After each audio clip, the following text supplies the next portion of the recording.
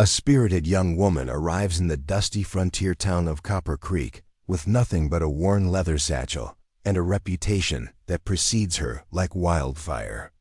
She'd been labeled too wild for any decent man by polite society back east. But what the wealthy trader who brought her west didn't realize was that some spirits aren't meant to be tamed, they're meant to find their match. In the unforgiving Arizona territory of 1885, where survival depends on grit and determination, one lone rancher is about to discover that the woman everyone else rejected might be exactly what his heart and his land have been waiting for. This is a story about recognizing true partnership when it comes disguised as trouble, and how the wildest hearts often beat in perfect rhythm when they finally find their home. Before we jump back in, tell us where you're tuning in from, and if this story touches you, make sure you're subscribed, because tomorrow I've saved something extra special for you.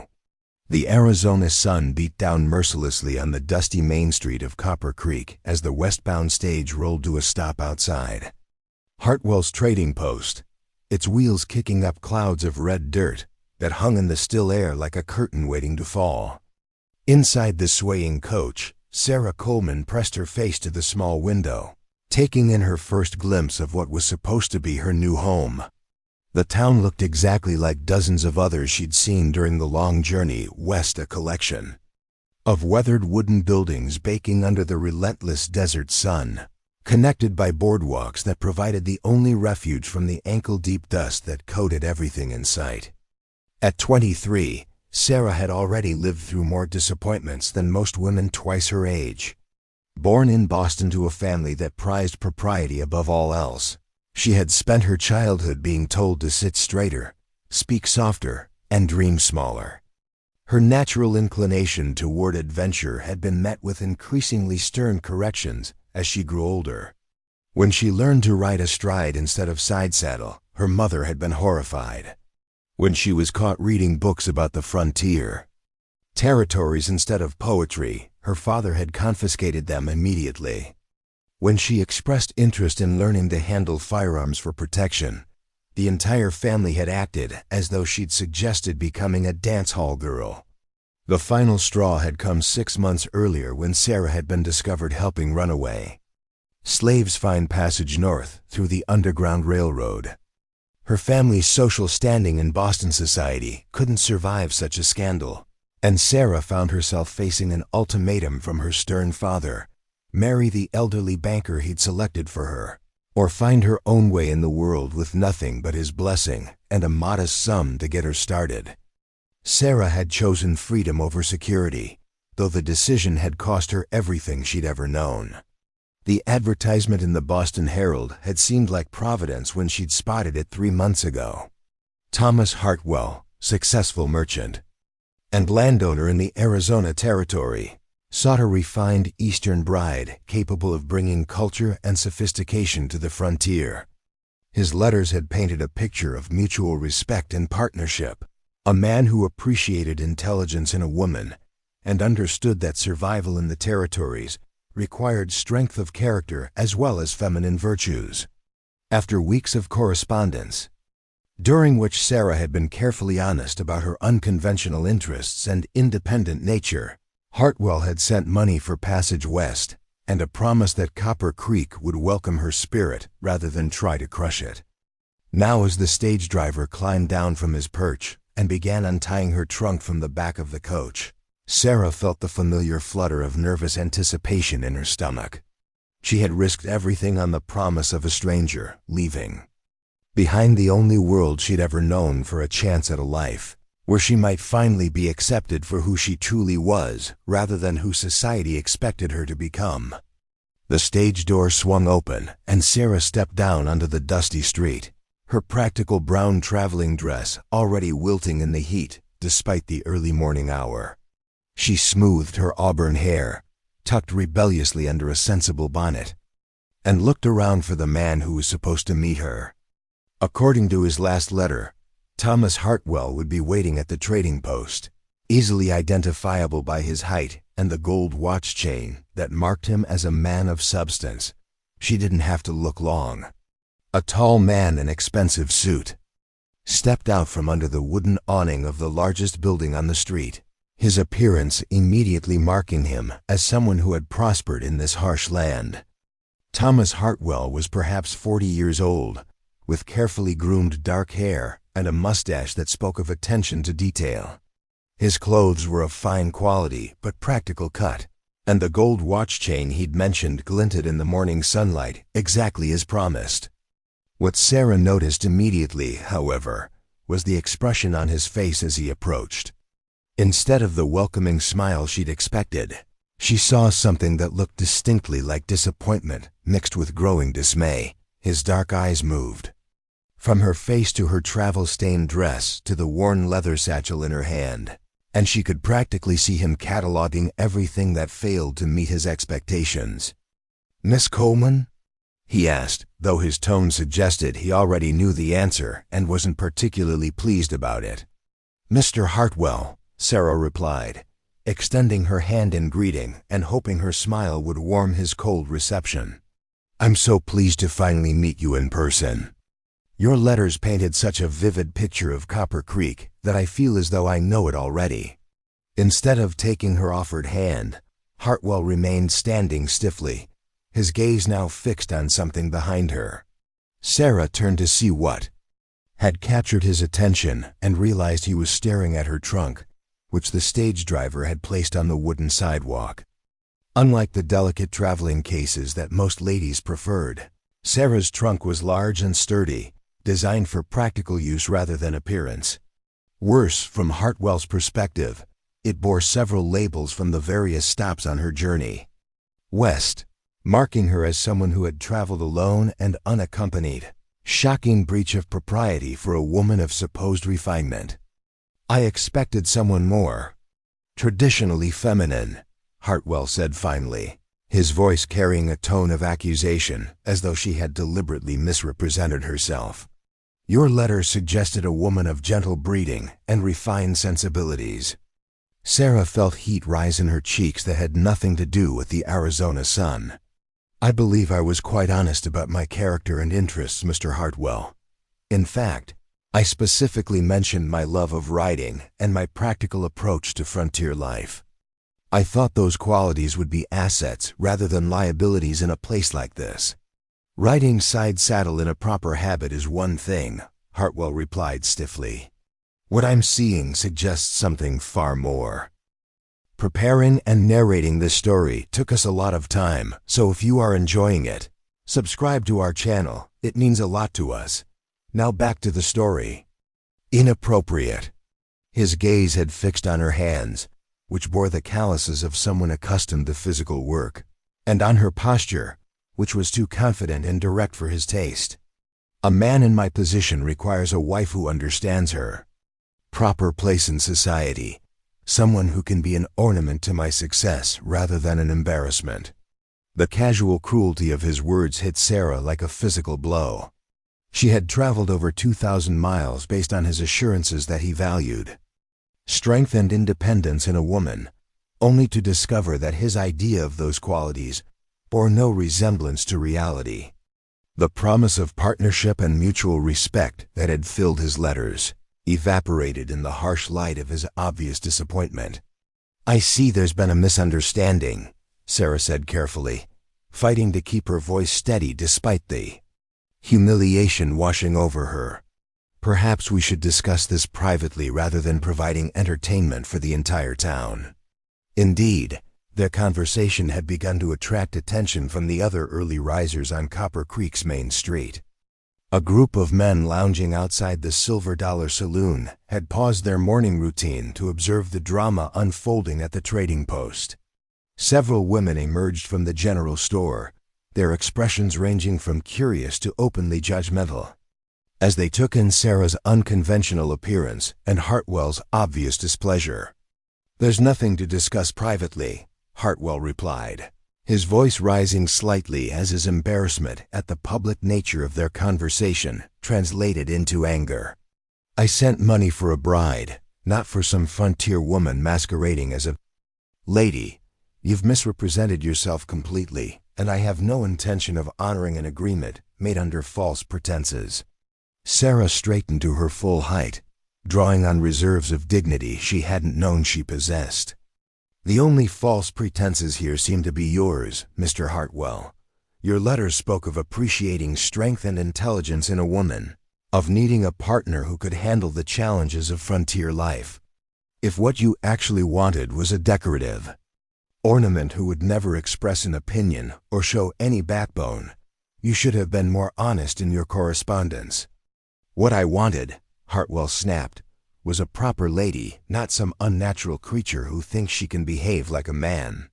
No respectable woman travels alone across the country or develops calluses from manual labor.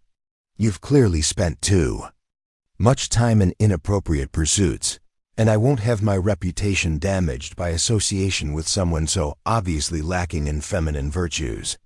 The gathering crowd murmured at this public dressing down, some nodding in agreement with Hartwell's assessment, while others looked uncomfortable with the harsh treatment of a woman who had clearly traveled far based on promises now being broken. Sarah felt every eye upon her, measuring and judging, and realized that this moment would define how she was perceived by the entire community. "I understand your position perfectly, Mr. Hartwell," she said, with as much composure as she could muster. "You're absolutely right that we would not suit each other. I require a partner who values courage over compliance, someone who sees strength as an asset rather than a flaw." Clearly, we both had unrealistic expectations of what this arrangement would bring. Hartwell's expression suggested he hadn't expected such a dignified response to his rejection. He cleared his throat uncomfortably, perhaps recognizing that his public treatment of her had been ungentlemanly regardless of his disappointment. "Yes, well, I suppose we can agree that this was an unfortunate mistake on both sides. I'll arrange for lodging at the hotel until you can make other arrangements to return east." "That won't be necessary," Sarah replied quickly, pride preventing her from accepting even this grudging assistance. "I'm perfectly capable of managing my own affairs." She turned to the stage driver, who had been loading mail and packages. During their conversation with the studious attention of someone trying not to eavesdrop on private business, "Sir, could you recommend lodging that would be appropriate for a woman traveling alone?" The grizzled driver, a man whose weathered face suggested decades spent crossing the frontier, looked up from his work with sympathy evident in his pale blue eyes. "Well now, miss, that's a bit of a challenge in a town like this. The hotel ain't really set up for ladies on their own, and the boarding house is full up with miners from the new copper strike up north." He paused, glancing around at the watching crowd before lowering his voice slightly. "Might be that Martha Hayes could help you out, though. She and her husband Doc run the general store, and she's got rooms above it that she sometimes rents to folks passing through. Good Christian woman, Martha is, and she don't judge people too quick." Before Sarah could respond, a clear voice cut through the morning air from across the street. "Did someone mention my name in connection with helping a lady in distress?" All eyes turned toward the source of the voice, and Sarah saw a woman of perhaps 50 years approaching with brisk, purposeful steps. Martha Hayes was clearly someone accustomed to taking charge of situations, her graying brown hair pinned back in a no-nonsense style, and her practical dress speaking of someone who valued substance over fashion. Her face was kind but sharp with intelligence, and her eyes held a warmth that had been completely absent from Thomas Hartwell's cold reception. "Mrs. Hayes," the stage driver said with obvious relief, "I was just telling Miss Coleman here that you might have lodging available. She's found herself in need of accommodation while she figures out her next steps." Martha's keen gaze took in the entire scene with the efficiency of someone skilled at reading human nature. She saw Sarah's travel-stained dress and proud posture, Hartwell's uncomfortable stance and expensive clothes, and the watching crowd's mixture of curiosity and judgment. Her expression softened as she approached Sarah directly, ignoring Hartwell completely. "Miss Coleman, is it? I'm Martha Hayes, and I can see you've had a morning that didn't go according to plan." Her voice carried the gentle authority of someone accustomed to dealing with life's unexpected challenges. "I do indeed have rooms available, and you'd be welcome to stay as long as you need while you sort things out." Sarah felt tears prick her eyes at this first display of genuine kindness since her arrival. "That's very generous of you, Mrs. Hayes, but I should mention that my finances are somewhat limited. I can pay a fair rate for lodging, but I'll need to find employment quickly to support myself long term." "Employment?" Hartwell interjected, his tone suggesting the very idea was scandalous. "Surely you don't intend to remain in Copper Creek? A woman of your background would be much better served returning to Boston, where your family can make appropriate arrangements." Martha Hayes turned toward Hartwell with an expression that could have frozen the desert sun. "Thomas Hartwell, I'm surprised at you. This young woman has traveled 2,000 miles based on promises you made, and now you're concerned about her welfare. If you were truly worried about her well-being, you might have considered that before rejecting her so publicly." "I hardly think our personal business is a matter for public debate," Hartwell replied stiffly, clearly unused to being challenged so directly by anyone, let alone a woman. "You made it public business the moment you chose to air your grievances on Main Street instead of handling the matter with dignity and discretion," Martha shot back. "Now, Miss Coleman, let's get you settled somewhere comfortable while we discuss your options." As Martha Hayes guided Sarah toward the general store, leaving Thomas Hartwell standing alone with his expensive suit and wounded pride, Sarah felt the first spark of hope she'd experienced since stepping off the stage. This woman who had appeared like an answer to prayer clearly saw value where others saw only problems, and for the first time since leaving Boston, Sarah began to believe that maybe her journey west hadn't been a complete mistake after all. The general store occupied a large building on the corner of Main Street and what the locals optimistically called First Avenue, though it was little more than a dirt path leading toward the scattered ranches and mines that surrounded Copper Creek. The store itself was a testament to the practical needs of frontier life, its shelves stocked with everything from basic foodstuffs and medical supplies to farming tools and ammunition. Behind the main store, a narrow staircase led to the living quarters above, where Martha and her husband had built a comfortable home that also provided lodging for travelers and newcomers to the area. As they climbed the stairs, Martha kept up a steady stream of conversation that managed to be both welcoming and informative, without requiring much response from Sarah, who was still processing the dramatic change in her circumstances. "My husband Benjamin is the closest thing Copper Creek has to a doctor, though his training comes more from battlefield experience than formal medical school. We've been here 15 years now, came out from Missouri after the war ended, and Ben couldn't settle back into farming after what he'd seen." She opened a door at the top of the stairs, revealing a modest but comfortable room with a single bed, a washstand, and a small table and chair positioned near the window. Clean curtains filtered the harsh sunlight, and a colorful quilt on the bed spoke of homely comfort that was worlds away from the luxury Sarah had grown up with, yet infinitely more welcoming than anything Thomas Hartwell had offered. "It's not fancy," Martha said apologetically, "but it's clean and quiet, and you'll have privacy to think through your situation without the whole town watching your every move." Sarah set her worn satchel on the chair and turned to face her hostess, struggling to find words adequate to express her gratitude. "Mrs. Hayes, I can't thank you enough for your kindness. After the reception I just received, I was beginning to wonder if coming west had been the worst mistake of my life." Martha's expression grew thoughtful as she studied Sarah's face, seeing past the travel exhaustion and hurt pride to the strength underneath. "Honey, I've lived on this frontier long enough to recognize quality when I see it, regardless of what package it comes in. Thomas Hartwell is a successful businessman, I'll give him that, but he's never understood that out here, survival matters more than social standing. A woman who can travel alone from Boston to Arizona territory and handle herself with the dignity You just showed has exactly the kind of backbone this country needs.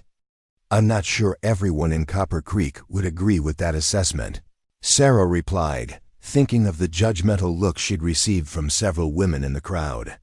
Some folks are always going to judge what they don't understand, Martha acknowledged. But this territory has a way of sorting out what really matters from what just seems important back in civilization. Give people a chance to see who you really are instead of just what they expected, and you might be surprised by how many allies you find. A knock at the door interrupted their conversation, and Martha called out for the visitor to enter. A man appeared in the doorway, tall and lean with graying hair and gentle eyes that immediately marked him as someone accustomed to dealing with people in distress. This had to be Benjamin Hayes, the doctor storekeeper Martha had mentioned. "Doc," Martha said by way of introduction, "this is Miss Sarah Coleman, the young lady I mentioned who's going to be staying with us for a while." "Sarah, my husband Benjamin." Doc Hayes stepped forward with a welcoming smile, extending his hand in greeting, much as Sarah had tried to do with Hartwell, but with completely different results. "Miss Coleman, welcome to Copper Creek. Martha tells me you've had quite a morning." "News travels fast in a small town," Sarah replied, accepting his handshake and noting the strength and calluses that marked him as someone who worked with his hands despite his professional standing. "Especially when Thomas Hartwell makes a spectacle of himself on Main Street," Doc replied dryly. "I'm afraid our local merchant sometimes forgets that his business success doesn't give him the right to treat people poorly, particularly women who've traveled far based on his promises." The matter-of-fact way he acknowledged Hartwell's poor behavior, without making excuses for it, was another balm to Sarah's wounded pride. These people clearly valued fairness over social status, a refreshing change from the society she'd known back east. "I don't want to cause any trouble for your family," Sarah said carefully. "I understand that taking in someone who's already had a public disagreement with a prominent businessman might not be good for your own standing in the community." Martha and Doc Hayes exchanged a look that spoke of years of marriage and shared values. "Honey," Martha said firmly, "if we worried about Thomas Hartwell's opinion every time we helped someone in need, we'd have closed our doors years ago. Besides, anyone who knows us understands that we judge people by their character, not by who they've had disagreements with." "Speaking of character," Doc added, "Martha mentioned that you're looking for employment. What kind of work did you do back in Boston?" Sarah hesitated, knowing that her unconventional background might sound as scandalous to these kind people as it had to Hartwell. "I taught school for a while, and I helped manage my father's business correspondence. But I also learned skills that most people consider inappropriate for a lady. I can ride astride, handle firearms, and I'm not afraid of physical work." Instead of the shocked disapproval she expected, Doc Hayes nodded approvingly. "All useful skills out here. The question is, what kind of work would you prefer to do? Teaching jobs are scarce since the schoolmarm position is already filled, but there might be other opportunities for someone with your background. I'm willing to do whatever honest work is available," Sarah replied. "I'm not afraid of hard labor, and I learn quickly." Martha stood up from where she'd been sitting on the edge of the bed, her expression suddenly businesslike. "Well, there's no need to solve everything this morning. Why don't you rest and get cleaned up from your journey, and we can talk about possibilities over supper? Ben and I both have work to do downstairs, but you're welcome to come down anytime if you need anything." After they left, Sarah sat alone in the quiet room, finally allowing herself to process the dramatic reversal her life had taken in the space of a single morning. She had arrived in Copper Creek expecting to begin a new life as the wife of a successful businessman, only to find herself unemployed and dependent on the charity of strangers within an hour of her arrival. Yet as she looked around the modest but comfortable room and thought about the genuine kindness Martha and Doc Hayes had shown her, Sarah realized that perhaps this unexpected turn of events might prove to be a blessing in disguise. Thomas Hartwell's Rejection had hurt her pride and left her in a precarious position, but it had also revealed that his promises of appreciating her independent spirit had been empty words. Better to discover his true nature now than after marriage had trapped her in a life of trying to be someone she could never become. From her window, Sarah could see the bustling activity of Copper Creek's main street as the day progressed. Cowboys rode in from surrounding ranches to conduct business at the various stores and offices. Miners covered in red dust made their way toward the Silver Dollar Saloon for refreshment after long shifts in the copper mines that gave the town its name. Women in practical frontier clothing moved purposefully between the stores, many carrying children or managing tasks that would have required servants back in Boston. This was a world where survival depended on capability rather than social standing, where people were judged by their contributions rather than their adherence to arbitrary rules of propriety. For the first time since leaving Boston, Sarah began to believe that she might have found a place where her unconventional skills would be seen as assets, rather than shameful secrets to be hidden. As the afternoon wore on, she heard the sounds of the general store below as customers came and went, conducting the business that kept a frontier community functioning. Martha's voice could be heard occasionally, always patient and helpful as she assisted people with their needs. This was clearly a woman who had found her place in the world by making herself useful to others, and Sarah found herself hoping that she might eventually earn a similar position in the community. The shadows were growing longer when Sarah finally descended to the main floor of the store, having washed away the dust of travel and changed into her one good dress that wasn't wrinkled from the journey. Martha looked up from where she was organizing inventory behind the counter, her face lighting up with a welcoming smile. "Feeling more settled?" she asked warmly. "Much better, thank you," Sarah replied. "I hope you don't mind, but I couldn't help overhearing some of your interactions with customers. You seem to handle a remarkable variety of needs for people in this community." Martha nodded, wiping her hands on her apron. "That's the nature of frontier life. People can't afford to be too specialized when the nearest city is days away by wagon. Ben and I have learned to provide whatever services people need, whether that's medical care, supplies, or just a sympathetic ear when times get tough." "It sounds like meaningful work," Sarah said, meaning it sincerely. "More meaningful than I ever imagined when we first came west," Martha agreed. "Back in Missouri, I was just another farmer's wife, doing the same tasks every other woman did. Out here, I've discovered capabilities I never knew I had, and I've been able to help people in ways that would have been impossible back home." The door chime announced another customer, and Sarah stepped aside as a weathered cowboy entered, his spurs jingling against the wooden floor. He touched his hat respectfully to both women before approaching the counter with a list of supplies needed for his ranch. As Martha efficiently filled his order, Sarah observed the easy interaction between them, noting how the cowboy treated Martha with the respect due to a valuable member of the community, rather than the condescending politeness often shown to women in more civilized settings. When he left with his purchases, he tipped his hat again and thanked Martha for her help as though her service had been a genuine favor rather than a simple business transaction. "That's Jake Morrison," Martha said once the door had closed behind him. "Runs a cattle ranch about 10 miles east of town. Good man, though he keeps to himself mostly since his wife died a few years back." Something in Martha's tone suggested there was more to the story, but before Sarah could inquire further, Doc Hayes appeared from the back room where he'd been preparing medications for his medical practice.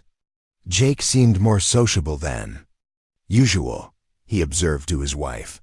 "Usually he's in and out without more than a word or two." "He was asking about our new guest," Martha replied with a meaningful look at her husband. "Seems the whole town's talking about this morning's excitement, and he wanted to make sure the young lady was being treated properly." Sarah felt heat rise in her cheeks at the realization that her humiliating encounter with Thomas Hartwell had become common knowledge throughout Copper Creek.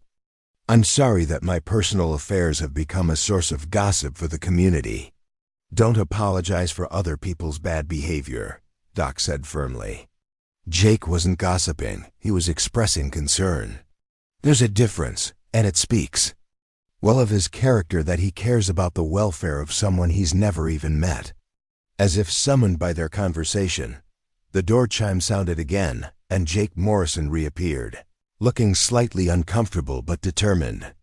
He removed his hat as he entered, revealing dark hair touched with silver at the temples and deep brown eyes that held both intelligence and compassion.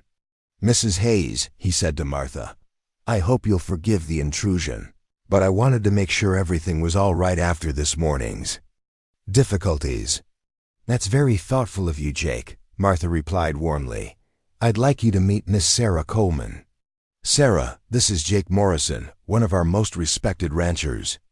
Jake stepped forward, his manner respectful but not subservient as he offered a slight bow. "Miss Coleman, I'm pleased to meet you. I hope you'll forgive the presumption, but I wanted to say that not everyone in Copper Creek shares Thomas Hartwell's narrow view of what makes a person valuable to our community." Sarah studied his face, seeing genuine concern rather than mere politeness. "That's very kind of you to say, Mr. Morrison. I confess I was beginning to wonder if Mr. Hartwell's attitude was representative of the entire town's feelings." "Far from it," Jake replied firmly. "This territory was built by people who didn't fit the conventional molds back east. Most of us understand that strength of character matters more than adherence to arbitrary social rules." The conviction in his voice and the directness of his gaze made Sarah feel as though she was being truly seen for the first time since her arrival. Unlike Thomas Hartwell, who had immediately focused on how she failed to meet his expectations, Jake Morrison seemed to be evaluating her based on entirely different criteria. "I appreciate that perspective," Sarah said carefully, "though I suspect I'll need to prove myself through actions rather than words if I'm going to find my place in this community." "Actions do speak loudest," Jake agreed, "but sometimes a person's character shows through even in first impressions. The way you handled yourself this morning, maintaining your dignity in the face of public embarrassment, told everyone watching a great deal about who you are." Martha nodded approvingly at this assessment. "Jake's right, Sarah. You showed more grace under pressure than Thomas Hartwell did, and people noticed." As the conversation continued, Sarah found herself increasingly impressed by Jake Morrison's thoughtful manner and genuine concern for her welfare. Unlike her earlier encounter with Thomas Hartwell, this interaction left her feeling valued rather than judged, seen rather than dismissed. For the first time since her arrival in Copper Creek, she began to believe that her journey west might not have been a mistake after all, but rather the first step toward finding where she truly belonged. Sarah Coleman's story began 23 years earlier in the grand brownstone houses of Boston's Beacon Hill, where her father's shipping fortune had provided every material comfort, but little room for the kind of spirit that burned within her. From childhood, the Coleman family traced their lineage back to the Mayflower, a fact that her mother never tired of mentioning during the endless social gatherings that dominated Boston's elite circles. From her earliest memories, Sarah had been groomed to become the perfect ornament for some suitable gentleman's drawing room, trained in watercolor painting, French conversation, and the delicate art of managing servants while never appearing to actually work. The problem was that Sarah possessed a restless intelligence that refused to be confined to such narrow channels. While other girls her age practiced their embroidery, she devoured books about exploration and adventure, hiding novels about the frontier territories beneath her more acceptable reading materials. When her governess wasn't watching, she would slip away to the stables behind their house, where the grooms taught her to ride with the same fearless abandon that her brothers displayed. Her mother had been horrified to discover that Sarah preferred to ride astride rather than decorously side-saddle. But by then the damage was done, and Sarah's love of freedom had taken root too deeply to be easily uprooted. The war years had provided A brief respite from the suffocating expectations of Boston society, as even proper young ladies were expected to contribute to the war effort through charitable work and supporting the troops. Sarah had thrown herself into these activities with an enthusiasm that surprised her family, organizing supply drives with military efficiency and writing letters to soldiers with a warmth and sincerity that made her correspondence precious to men far from home. For the first time in her life, she felt useful rather than merely decorative, and the experience awakened a hunger for meaningful purpose that peacetime society seemed determined to deny her. When the war ended and Boston society returned to its pre-war routines, Sarah found herself increasingly at odds with the expectations placed upon her. Her parents had arranged a series of introductions to suitable young men, all of whom seemed to view her as a prize to be won rather than a person to be known. The conversations at social gatherings revolved around fashion, gossip, and the weather, topics that left Sarah feeling as though she were slowly suffocating in a world of beautiful but empty ritual. The breaking point had come during her engagement to Reginald Ashworth, the son of her father's business partner and heir to a banking fortune that would have secured Sarah's position in Boston society forever. Reginald was handsome, well-educated, and thoroughly conventional, expecting his future wife to provide elegant companionship while never expressing opinions that might challenge or complicate his comfortable worldview.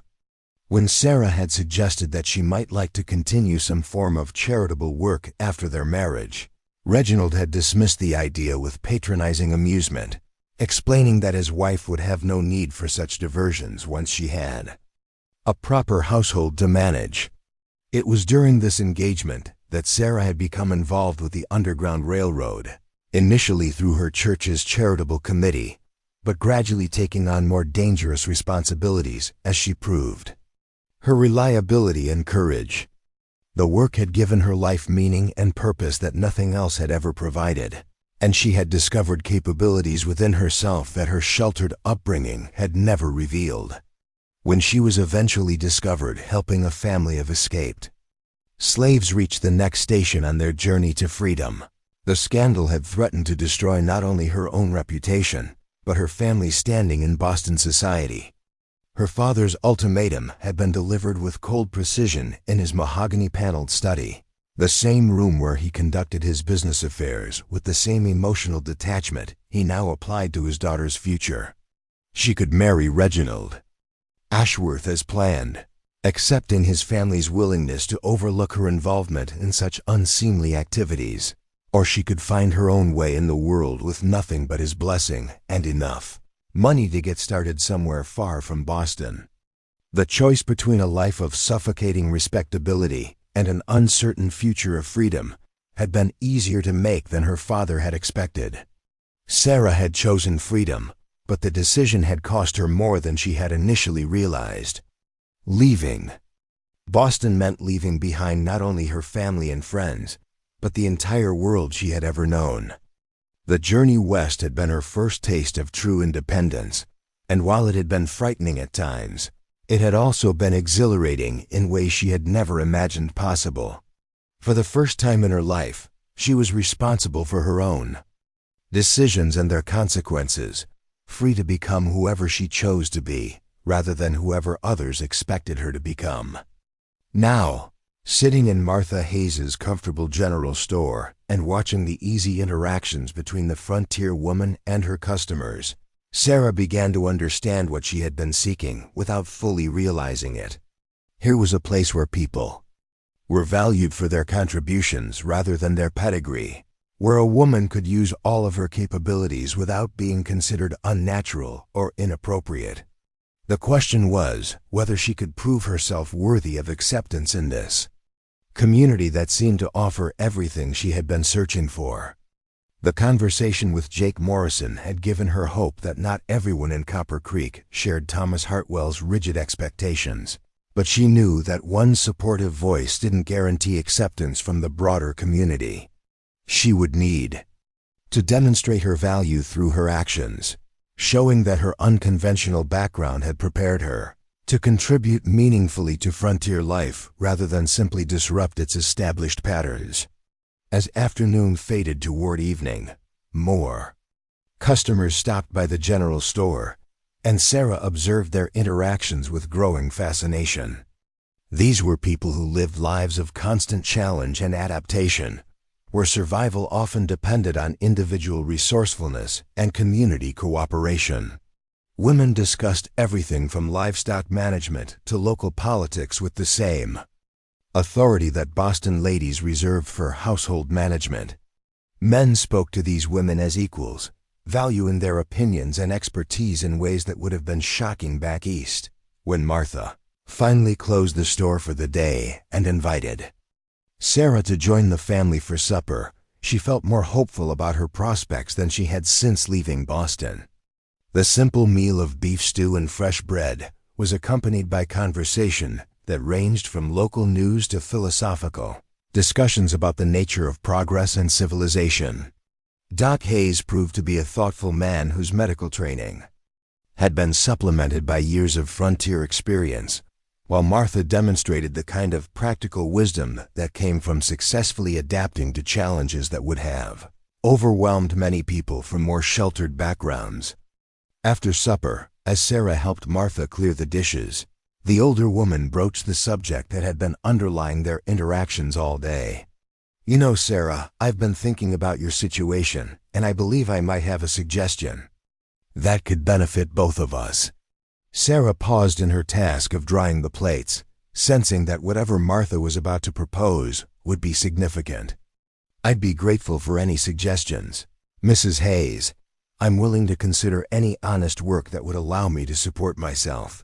Martha smiled at this response, clearly pleased by Sarah's practical attitude. "The thing is, Ben and I have been talking about expanding our services to the community, particularly in areas where my skills as a woman might be especially valuable. There are women in this territory who need help with things they can't discuss with a male doctor, and children who require care that their mothers don't know how to provide. I've been wanting to formalize some of these services, but I haven't had the time or the assistance to do it properly." The implication was becoming clear, and Sarah felt excitement building in her chest. "Are you suggesting that I might be able to help with that kind of work?" "I'm suggesting that a woman with your education and obvious intelligence might be exactly what this community needs," Martha replied firmly. "You wouldn't just be helping me with women's concerns. You'd be providing services that are desperately needed but currently unavailable. It would be meaningful work that would allow you to use all of your capabilities while supporting yourself independently." Doc Hayes, who had been listening from his chair by the fire, nodded approvingly. "Martha's been talking about this for months, but we hadn't found the right person to help implement her ideas. Someone with your background might be perfect for what she has in mind." Sarah felt tears prick her eyes at this unexpected opportunity to find purpose and meaning in her new life. "I would be honored to help in any way I can, though I should warn you that my knowledge of medical matters is limited to basic first aid and caring for children." "Medical knowledge can be taught," Martha said warmly. "What can't be taught is the kind of character that allows a person to put others' needs ahead of their own comfort. From what I've seen today, you have that quality in abundance." As they discussed the practical details of what such an arrangement might involve, Sarah felt the pieces of her new life beginning to fall into place.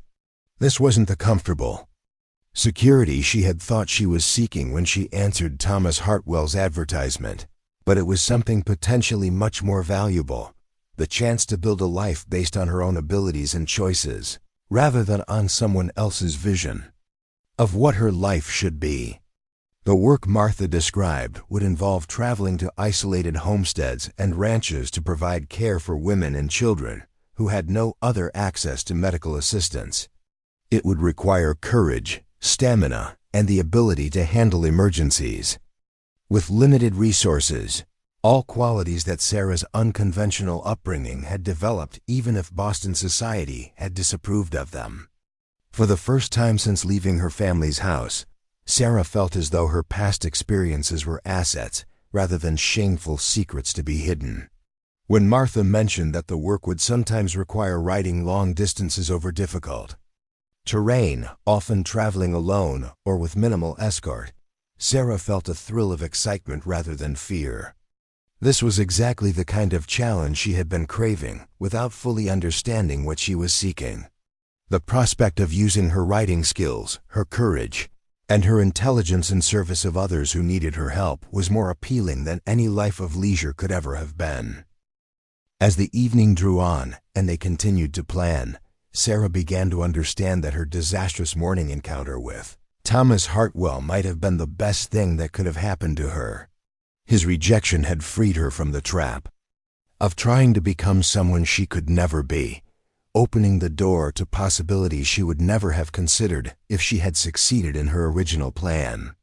The life Martha was describing would be challenging and sometimes dangerous, but it would also be authentic in a way that marriage to Thomas Hartwell could never have been. Part 3. The Leap of Faith. 3 days after her arrival in Copper Creek, Sarah Coleman stood at the edge of the most significant decision of her life, watching the sun rise over the Arizona desert while she contemplated Martha Hayes's offer to join her in expanding medical services to the isolated women and families of the territory.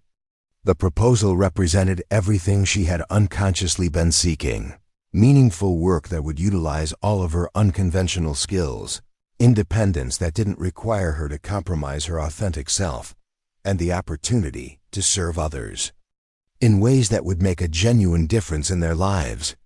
The previous evening's conversation had continued long into the night as Martha and Doc Hayes outlined their vision for comprehensive care that would reach beyond Copper Creek's town limits to serve the scattered homesteads, ranches, and mining camps where women often went years without access to proper medical attention or even basic health education.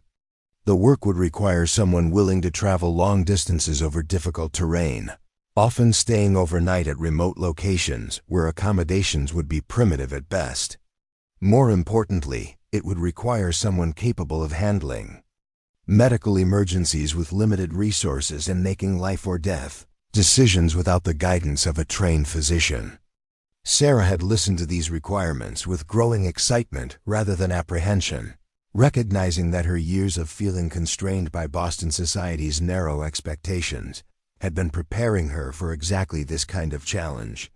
Her ability to ride astride with confidence and stamina, her skill with firearms that might be necessary for protection during long journeys, and her experience making independent decisions under pressure were all qualities that would serve her well in the role Martha was describing. The financial arrangements were modest but fair, offering her a percentage of fees collected along with room and board when she was in town and a small salary that would allow her to gradually build some security for her future. More importantly, the work would provide her with the sense of purpose and meaning that had been missing from her life since childhood, when she had first begun to chafe against the limitations placed on her natural inclinations toward adventure and service. As Sarah dressed in her most practical traveling outfit and prepared to give Martha her answer, she reflected on how dramatically her life had changed in just 3 days. She had arrived in Copper Creek expecting to begin a conventional marriage that would have provided security at the cost of personal authenticity. Instead, she found herself on the verge of embarking on a career that would demand everything she had to give while offering the kind of fulfillment she had only dreamed of finding. The general store was already bustling with early morning customers when Sarah descended from her room, and she could hear Martha's cheerful voice as she assisted a rancher's wife with supplies for a family that lived 2 days' ride from town. The woman was describing her concerns about her youngest child's persistent cough, and Martha was recommending remedies while making notes about families who might benefit from a visit from someone with more extensive medical knowledge. "Mrs. Patterson," Martha was saying as Sarah approached the counter, "I believe we might soon be able to offer you exactly the kind of help you're looking for. There may be someone available to ride out to your place and take a proper look at little Tommy's condition. Mrs. Patterson, a weathered woman whose practical dress and competent manner marked her as someone accustomed to handling frontier challenges, looked up with interest. "That would be a blessing, Mrs. Hayes.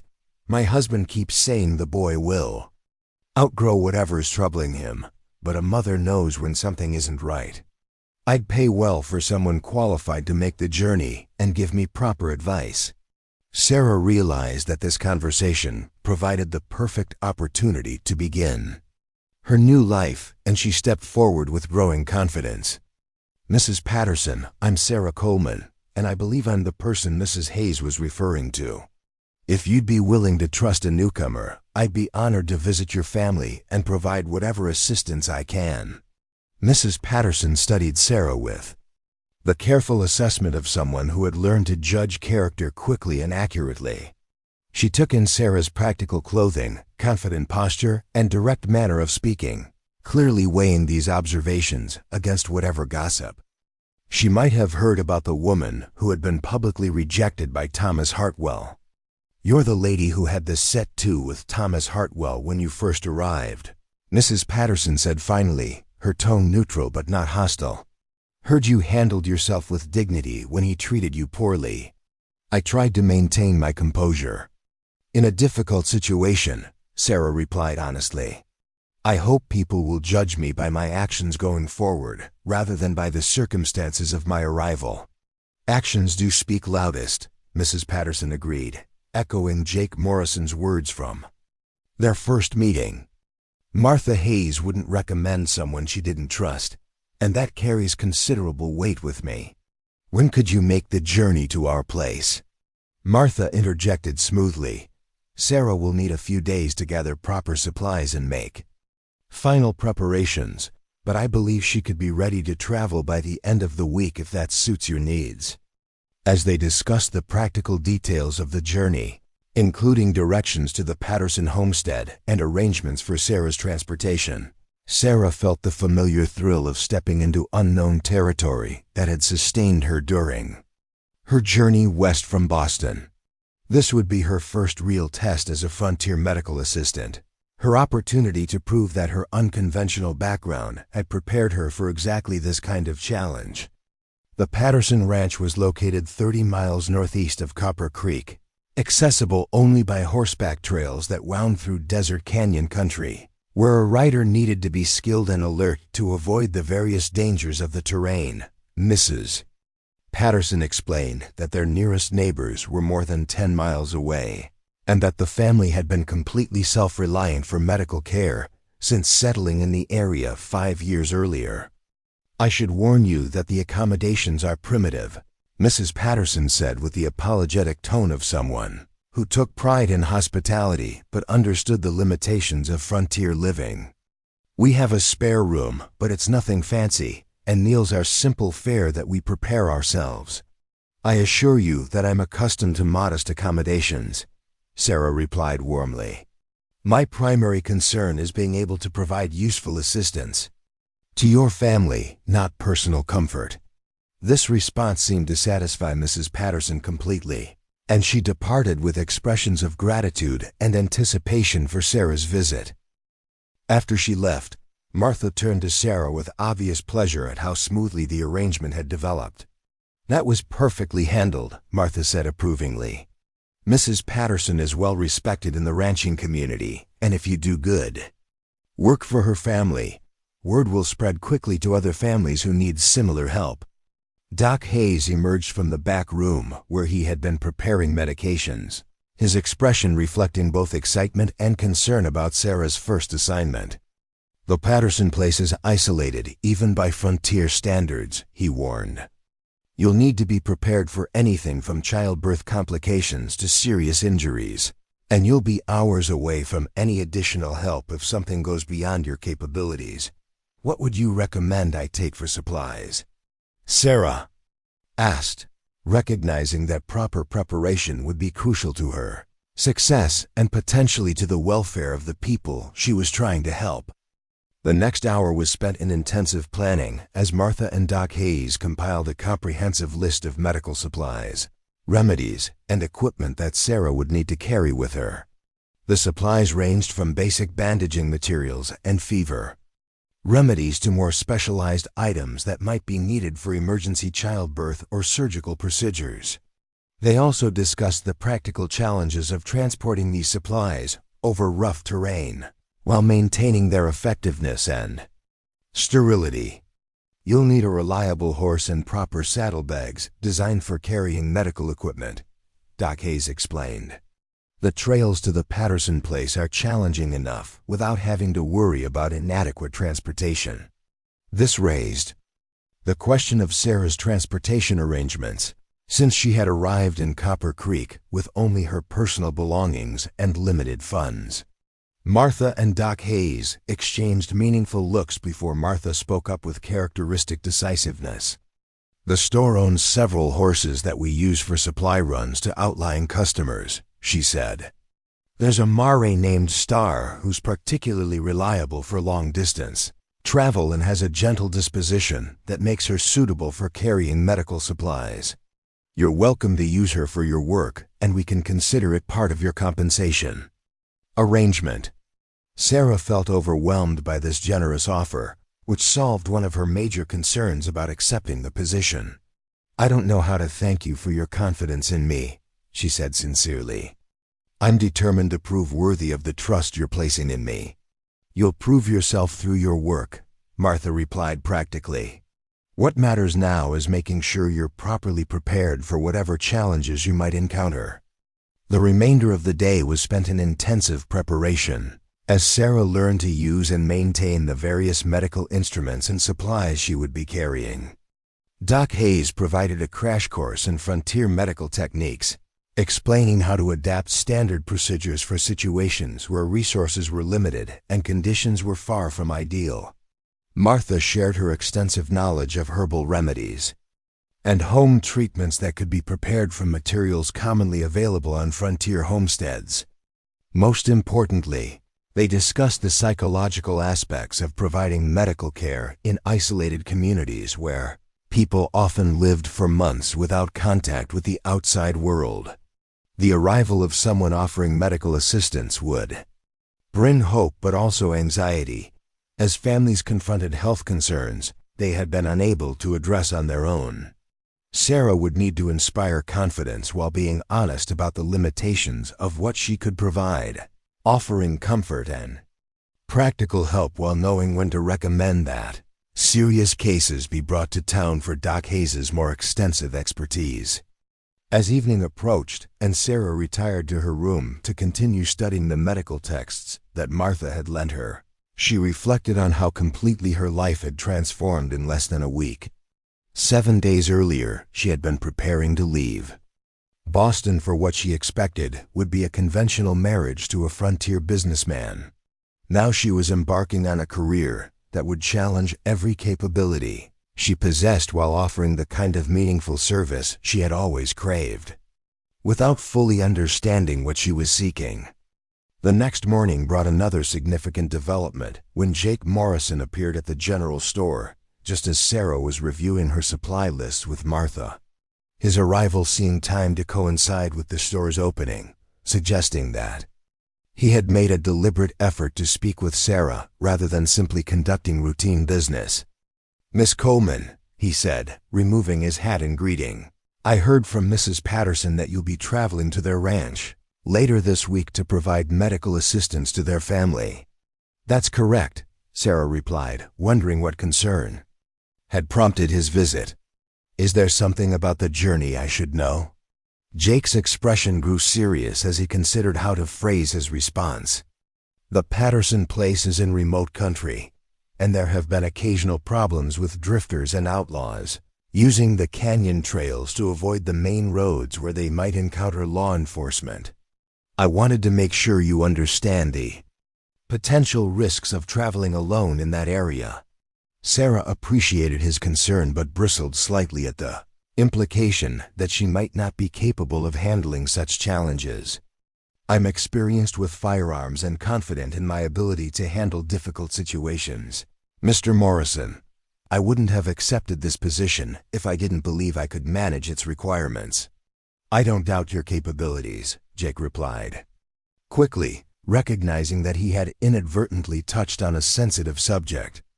"I'm simply suggesting that additional precautions might be wise for anyone traveling through that territory, regardless of their personal skills."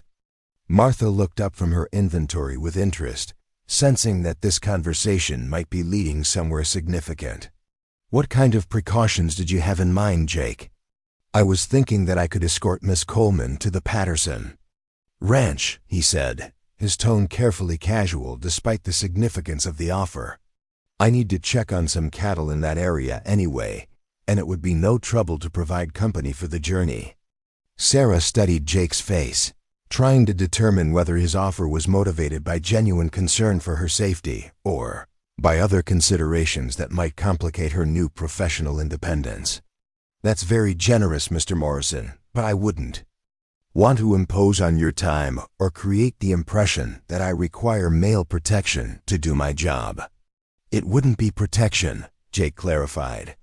"It would be prudent companionship for dangerous territory. Even experienced men prefer to travel those trails in pairs when possible." The reasonableness of his explanation, combined with his respectful manner of presenting it, gradually overcame Sarah's initial resistance to the idea.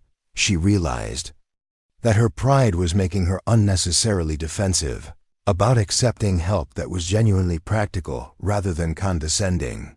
"If you're certain it wouldn't be an inconvenience," she said finally, "I would appreciate the company for my first journey into unfamiliar territory." Jake's smile at her acceptance was warm, but not presumptuous, suggesting that he understood the professional nature of the arrangement and had no intention of overstepping appropriate boundaries. "It will be my pleasure to assist, Miss Coleman. When were you planning to depart?" As they discussed the logistics of the journey, Sarah found herself impressed by Jake's practical knowledge of the terrain and his thoughtful consideration of the challenges she would face in her new role. Unlike Thomas Hartwell's dismissive attitude toward her capabilities, Jake seemed to view her unconventional career choice as worthy of respect and support. The arrangements they made called for departure early Friday morning, allowing them to reach the Patterson Ranch before nightfall while giving Sarah the remainder of the week to complete her preparations. Jake would provide guidance through the canyon trails while carrying additional supplies that might be needed for extended stays at remote locations. After Jake departed, Martha watched Sarah's expression with obvious amusement. "That man doesn't make unnecessary social calls," she observed. "His offer to escort you suggests he's taken a particular interest in your welfare." "He seems genuinely concerned about safety in that area," Sarah replied, trying to keep her tone neutral despite the warmth she had felt at Jake's thoughtful consideration. "Jake Morrison is indeed concerned about safety," Martha agreed, "but he's also a man who recognizes quality when he sees it. I suspect his interest in your welfare extends beyond simple neighborly concern." Sarah felt heat rise in her cheeks at Martha's implication, but she forced herself to focus on the practical aspects of her situation rather than the possibility of romantic complications. "Right now, I need to concentrate on proving myself capable of the work you've entrusted to me. Personal considerations will have to wait until I've established myself professionally." "Wise priorities," Martha acknowledged, though her expression suggested she believed that personal and professional considerations might not prove as separate as Sarah hoped. "Focus on your work and let other developments unfold naturally." As Sarah spent the remaining days of the week immersing herself in preparation for her first assignment, she tried to follow Martha's advice about focusing on professional concerns. Yet she couldn't entirely dismiss the memory of Jake Morrison's respectful manner and genuine interest in her success, or the way his offer of assistance had been presented as practical support rather than masculine protection. For the first time since her disastrous encounter with Thomas Hartwell, she found herself wondering whether it might be possible to find both professional fulfillment and personal companionship in her new life. Friday morning arrived clear and cool, perfect weather for the long ride to the Patterson Ranch. Sarah dressed in her most practical traveling outfit, secured her medical supplies in the specially designed saddlebags that Doc Hayes had provided, and prepared to embark on the journey that would mark the true beginning of her new career. As she led Star from the stable behind the general store and secured her equipment, she felt the familiar thrill of stepping into unknown territory that had sustained her through every major transition in her life. Jake Morrison arrived precisely at the agreed time, mounted on a sturdy bay gelding and leading a pack horse that carried additional supplies for their journey. His greeting was warm but professional, acknowledging the significance of the day. Without making assumptions about their relationship beyond the practical arrangement they had made. "Ready for your first frontier medical call, Dr. Coleman?" he asked with gentle humor that acknowledged her new role without mocking her lack of formal credentials. "As ready as I can be," Sarah replied, mounting Star with the easy grace that had scandalized Boston society but would serve her well in frontier life. "Thank you again for providing escort through unfamiliar territory." As they rode out of Copper Creek in the early morning light, Sarah felt the last of her doubts about her decision falling away like the dust kicked up by their horses' hooves. She was finally beginning the life she had been unconsciously preparing for since childhood, using all of her capabilities in service of others while maintaining the independence and authenticity that had always been essential to her happiness. The road ahead would be challenging and uncertain, but it would be genuinely her own in ways that her previous life had never been. Part 4. New Environment and First Impressions. The trail to the Patterson Ranch wound through some of the most spectacular and unforgiving landscape Sarah had ever encountered, a testament to both the beauty and the harsh realities of the Arizona territory that would become her new workplace. As she and Jake Morrison rode deeper into the desert canyon country, leaving the relative civilization of Copper Creek far behind, Sarah began to understand why families like the Pattersons had chosen to make their homes in such isolated locations.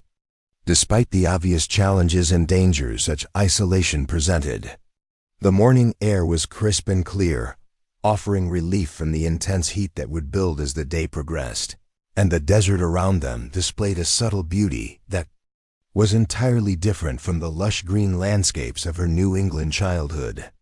Towering red rock formations rose from the desert floor like ancient cathedrals, carved by countless years of wind and water into fantastic shapes that seemed to change character as the angle of sunlight shifted throughout their journey.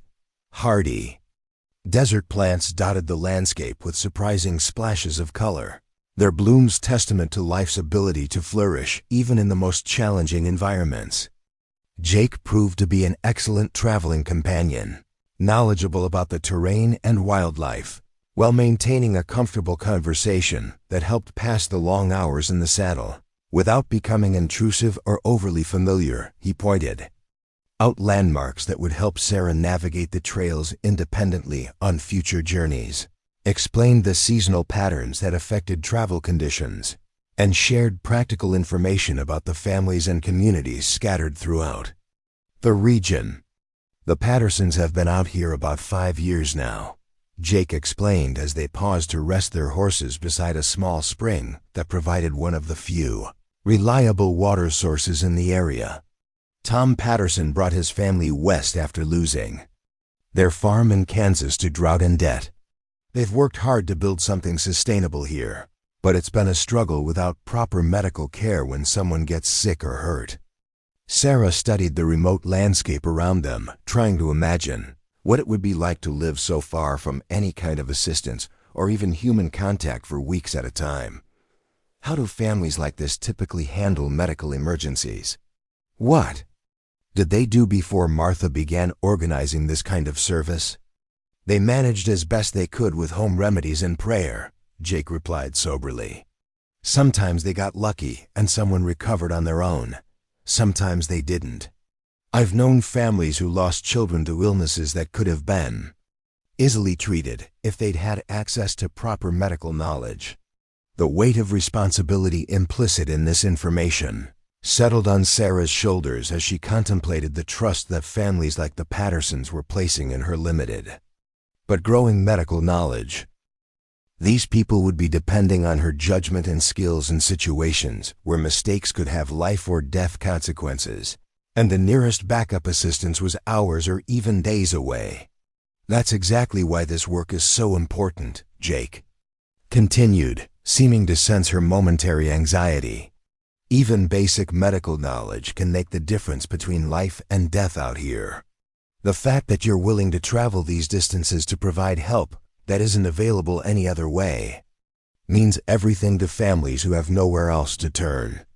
As they resumed their journey, Sarah found herself studying the terrain with new eyes, seeing it not just as beautiful but challenging landscape, but as the environment where she would be practicing her new profession. She noted the locations of water sources, evaluated the difficulty of various trail sections, and began to develop the kind of detailed mental map that would be essential for independent travel through this remote region. Their conversation turned to the practical aspects of providing medical care in such isolated conditions, and Jake shared insights gained from years of frontier living that complemented the formal medical knowledge she had been studying. He explained how families adapted common household items for medical uses, described traditional remedies that had proven effective for specific conditions, and warned about regional hazards like venomous snakes and dangerous plants that could complicate medical situations. The key thing to remember, Jake said as they navigated a particularly challenging section of trail that wound along a narrow ledge above a deep canyon, is that people out here are accustomed to handling their own problems. They won't call for help unless they're genuinely desperate, which means that by the time you arrive, the situation is usually serious enough to require immediate action. This insight helped Sarah understand why Martha and Doc Hayes had emphasized the importance of being prepared for emergency situations rather than routine medical consultations. The families she would be serving couldn't afford the luxury of preventive care or minor complaints. They needed someone who could handle true medical crises with whatever resources were available. As the sun climbed higher and the temperature began to rise, they entered a section of country that was even more remote and challenging than what they had traversed earlier. The trail wound through a series of interconnected canyons where the rock walls rose hundreds of feet on either side, creating a maze-like landscape where someone unfamiliar with the route could easily become lost. This is why I wanted to escort you on your first trip out here, Jake explained as they paused at a junction where several canyon passages intersected. These trails can be confusing even for experienced riders, and getting lost in this country can be deadly, especially if you're carrying medical supplies that someone desperately needs. Sarah studied the junction carefully, noting the subtle landmarks that would help her identify the correct route on future journeys. She was beginning to appreciate that successful medical practice in this territory would require wilderness skills that were just as important as formal medical training. And she felt grateful for her unconventional upbringing that had prepared her for exactly these kinds of challenges. They had been riding for nearly 6 hours when the canyon walls finally began to open up, revealing a broad valley where the Patterson homestead nestled against a backdrop of towering red cliffs. The ranch buildings were modest but well-maintained, consisting of a main house built from local stone, a barn and corral for livestock, and several outbuildings that housed equipment and supplies. A vegetable garden and small orchard spoke of the family's determination to create a sustainable life in this remote location, while the presence of cattle and horses indicated that they had achieved at least modest prosperity despite the challenges of their isolated existence. Mrs. Patterson emerged from the house as soon as she spotted their approach, her relief at Sarah's arrival evident in her expression and posture.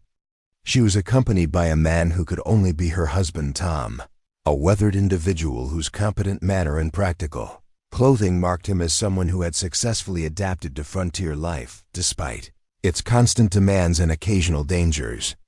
"Miss Coleman," Mrs. Patterson called out as they dismounted near the house. I can't tell you how grateful we are that you've made this journey. Little Tommy's been getting worse instead of better, and I've been at my wit's end trying to figure out what to do for him." Sarah gathered her medical supplies and followed Mrs. Patterson toward the house, her professional training taking over as she prepared to encounter her first real case as a frontier medical practitioner. "I'll examine him immediately and see what we're dealing with," she assured the worried mother. "Can you describe his symptoms and how long he's been experiencing them?"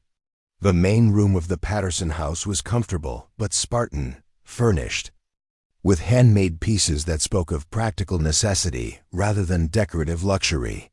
Everything was scrupulously clean and well organized, creating an environment that would be suitable for medical procedures despite its frontier simplicity. Mrs. Patterson led Sarah to a small bedroom where a boy of perhaps 8 years lay listlessly in bed, his labored breathing and flushed complexion immediately suggesting the seriousness of his condition. Sarah's first examination revealed symptoms that were concerning but not immediately life-threatening, though she could see why Mrs. Patterson had been growing increasingly worried about her son's condition. The boy displayed classic signs of a respiratory infection that had progressed beyond the simple cold that his parents had initially assumed it to be, and Sarah realized that proper treatment would require both medical intervention and careful monitoring over several days. "How long has he been running a fever?" Sarah asked as she continued her examination, noting details that would help her determine the appropriate course of treatment. 3 days now," Mrs. Patterson replied, her maternal anxiety evident in every word. "It started as just a little cough, but then he began having trouble breathing and lost his appetite completely. My husband thinks it's just a cold that will run its course, but I know something isn't right." Sarah's examination confirmed Mrs. Patterson's maternal instincts, while revealing additional complications that would require immediate attention. The boy's breathing was labored enough to suggest fluid accumulation in his lungs, and his fever was high enough to indicate a serious infection that could worsen rapidly without proper treatment. "You were absolutely right to be concerned," Sarah told Mrs. Patterson honestly. "Tommy is dealing with more than a simple cold, and he needs medical treatment that goes beyond home remedies. The good news is that I believe we can help him recover completely if we begin treatment immediately." The relief on Mrs. Patterson's face was profound, vindication of her decision to seek outside medical help, despite her husband's skepticism about the necessity or expense of such intervention. Sarah realized that her successful treatment of this case would not only help young Tommy recover, but would also establish her credibility with a family whose recommendation could influence other isolated families throughout the region. As Sarah began implementing the treatment plan she had developed during her examination, she became aware that Tom Patterson was observing her procedures with the critical attention of someone evaluating whether her medical knowledge justified the trust his family was placing in her. His scrutiny didn't make her uncomfortable. Rather, it reminded her of the importance of proving herself through competent action rather than impressive credentials that meant nothing in the practical world of frontier medicine. Working methodically through the treatment protocols that Doc Hayes had taught her, Sarah prepared a combination of remedies designed to reduce Tommy's fever, clear the congestion from his lungs, and support his body's natural healing processes. She explained each step of the treatment to Mrs. Patterson, teaching her how to continue the care during the night hours when Sarah would be resting, and providing detailed instructions for recognizing signs that might indicate either improvement or deterioration in the boy's condition. "The most important thing is to keep him drinking fluids regularly," Sarah explained as she prepared a medicinal tea that would help break up the congestion in Tommy's chest. Dehydration can make respiratory infections much more dangerous, especially in children. Even if he doesn't want to drink, you need to encourage small sips every few minutes. Mrs. Patterson absorbed every detail of Sarah's instructions with the focused attention of someone whose child's life might depend on following them precisely. How long before we'll know if the treatment is working? She asked, the strain of days of worry evident in her voice. We should see some improvement in his breathing within the next 12 hours, Sarah replied, checking Tommy's pulse and noting the rhythm and strength that would help her monitor his progress. The fever may take longer to break completely, but if the respiratory symptoms begin to improve, that will be a very good sign. As evening approached and Sarah settled into the routine of monitoring her patient's condition throughout the night, she reflected on how different this experience was from anything she had imagined when she first decided to pursue medical training. The responsibility of caring for a seriously ill child in such remote circumstances, with no possibility of consulting more experienced physicians or accessing advanced medical facilities, required a level of confidence and independent judgment that she was still developing. Yet she also felt a deep satisfaction in being able to provide exactly the kind of help that this family desperately needed and could not obtain any other way. Tommy's condition was serious but treatable with the knowledge and supplies she had brought, and her presence meant the difference between proper medical care and the kind of anxious waiting that too often ended in tragedy for isolated frontier families.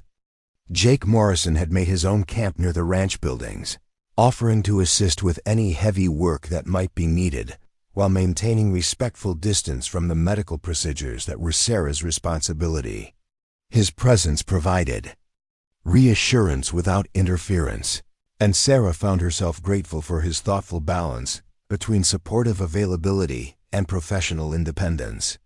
The night passed slowly as Sarah monitored Tommy's condition, adjusting his treatments based on his response and providing comfort to Mrs. Patterson, who refused to leave her son's bedside despite Sarah's encouragement to rest. By dawn, Tommy's breathing had become noticeably easier, and his fever showed signs of beginning to break, indicating that the treatment was having the desired effect. "He's definitely improving," Sarah told the relieved parents as she conducted her morning examination. "His lungs are clearing and the fever is responding to treatment. I believe he's turned the corner, but we need to continue the medications for several more days to prevent the infection from returning." The transformation in the Patterson family's mood was dramatic as hope replaced the anxious fear that had dominated their household for days.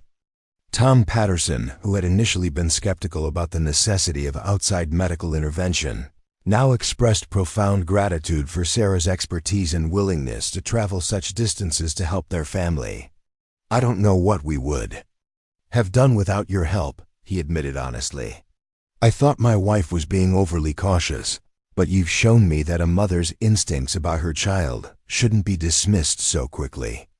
Sarah spent the remainder of her stay at the Patterson Ranch not only completing Tommy's treatment but also providing basic medical education to both parents about recognizing symptoms that might require professional attention, maintaining family health in isolated conditions, and preparing simple remedies for common ailments using materials available on their homestead. "Prevention is always better than treatment when you're this far from medical help," she explained as she taught Mrs. Patterson how to prepare several herbal remedies that could address minor health problems before they became serious. Understanding how to maintain health and recognize early warning signs can make the difference between handling problems at home and facing real emergencies. The knowledge-sharing aspect of her visit proved to be just as valuable as the immediate medical treatment she had provided, and Sarah realized that education would be a crucial component of her work throughout the territory. Families who understood basic health principles and could recognize when to seek help would be far better equipped to handle the medical challenges of frontier life. On her final morning at the ranch, as Tommy played outside for the first time in a week and his parents prepared for her departure with expressions of genuine gratitude, Sarah experienced a profound sense of professional fulfillment that was entirely different from any satisfaction she had known in her previous life. She had used her knowledge and skills to make a genuine difference in the lives of people who had no other options, and the success of her first case would establish her reputation throughout the region. "You'll always be welcome here," Mrs. Patterson said as she pressed a small bag of coins into Sarah's hands, payment for services that she clearly considered invaluable. "And I'll be sure to tell every woman I know that there's finally someone available who can provide the kind of medical help our families need." The journey back to Copper Creek provided time for Sarah to reflect on her first professional experience while discussing the broader implications of her work with Jake Morrison, who had observed the entire process with obvious admiration for her competence and dedication. "You handled that situation like someone with years of experience," Jake told her as they rode through the canyon country that was beginning to feel familiar rather than alien. Tommy might not have survived without proper treatment, and his parents now have knowledge that could prevent similar crises in the future. Sarah felt pride in his assessment, but she also recognized that her success with the Patterson family was just the beginning of establishing herself as a trusted medical practitioner in the territory. "One successful case doesn't make me a doctor," she replied modestly. "I have a great deal more to learn before I can consider myself truly qualified for this work." "Experience is the best teacher for frontier medicine," Jake observed. "The formal training you received from Doc Hayes gave you the foundation, but handling real cases in challenging conditions will develop the judgment and confidence you need to serve this community effectively." Their conversation during the return journey covered practical aspects of expanding her medical practice throughout the region, and Jake's knowledge of the scattered families and communities proved invaluable for planning future service routes. He described the locations of various homesteads and ranches, explained the seasonal patterns that affected travel and communication, and identified families who would be most likely to need the services she was developing. "The mining camps up north have different medical needs than the ranching families," Jake explained. "Accidents and injuries are more common than childhood illnesses, and the men often neglect health problems until they become serious because they can't afford to lose working time." This information helped Sarah understand that successful medical practice in the territory would require adapting her approach to the specific needs of different communities while maintaining the high standards that would ensure her reputation and effectiveness. As they approached Copper Creek late in the afternoon, Sarah felt the satisfaction of completing her first professional assignment successfully while also experiencing excitement about the future possibilities that Tommy Patterson's recovery would create. Word of her competence would spread throughout the region, generating requests for services that would allow her to build a sustainable medical practice while serving families who desperately needed the help she could provide. Part 5.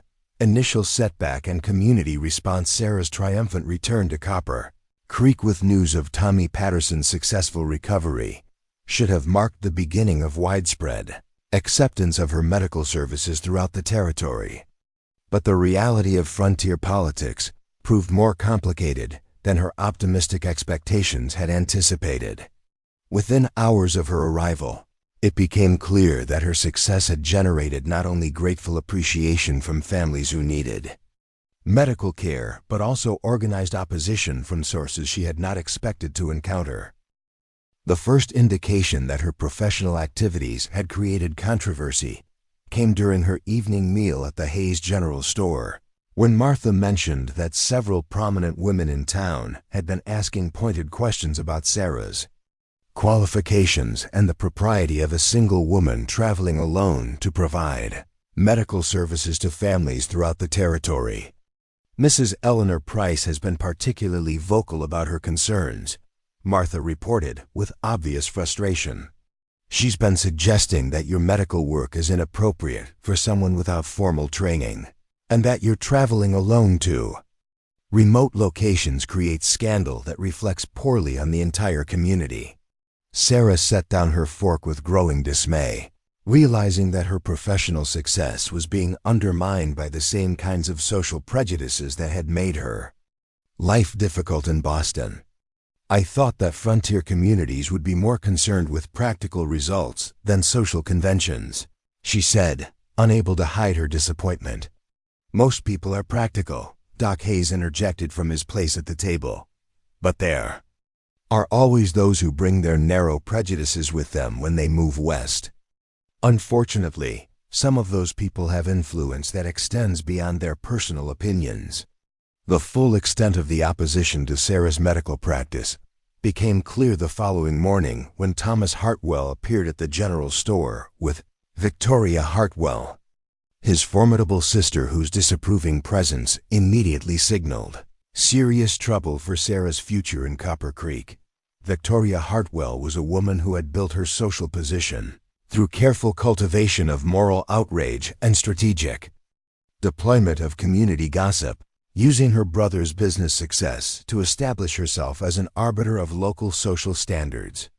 Her appearance at the general store, dressed in her finest clothing and accompanied by Mrs. Eleanor Price and two other prominent ladies, clearly indicated a coordinated campaign against Sarah's professional activities.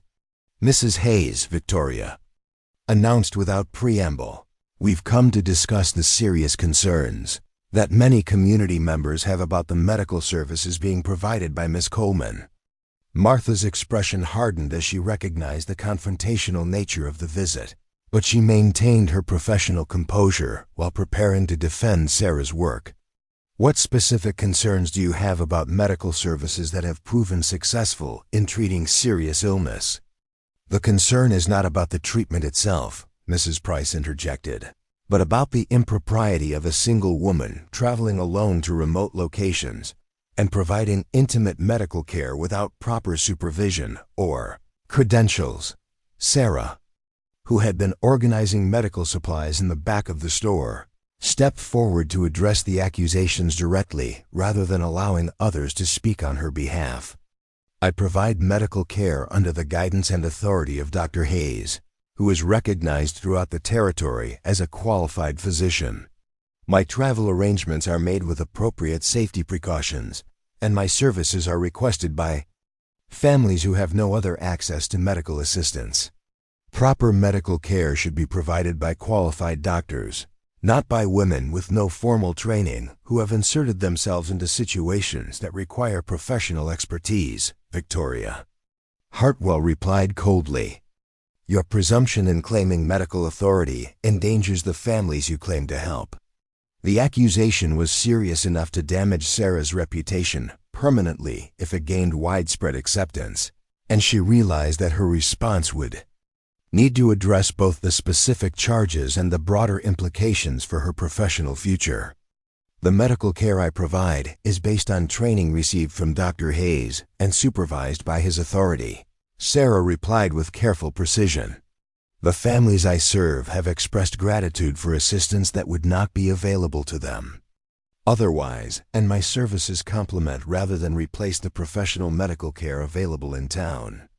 Thomas Hartwell, who had remained silent during the initial exchange, finally spoke with the authority of someone accustomed to having his opinions carry significant weight in community discussions. "The issue extends beyond medical qualifications to questions of moral propriety that affect the entire community's reputation," he said. "A woman who travels alone to remote locations and provides intimate care to strangers creates exactly the kind of scandal that respectable communities must reject." The attack was both personal and professional, designed to undermine not only Sarah's medical practice, but her entire position in Copper Creek society. The implication that her work was somehow immoral or inappropriate struck at the heart of her professional identity while threatening the financial independence she had worked so hard to establish. Doc Hayes stepped forward with obvious anger at the accusations being leveled against his medical assistant. "Thomas, you're allowing personal grievances to cloud your judgment about medical services that benefit the entire community," he said firmly.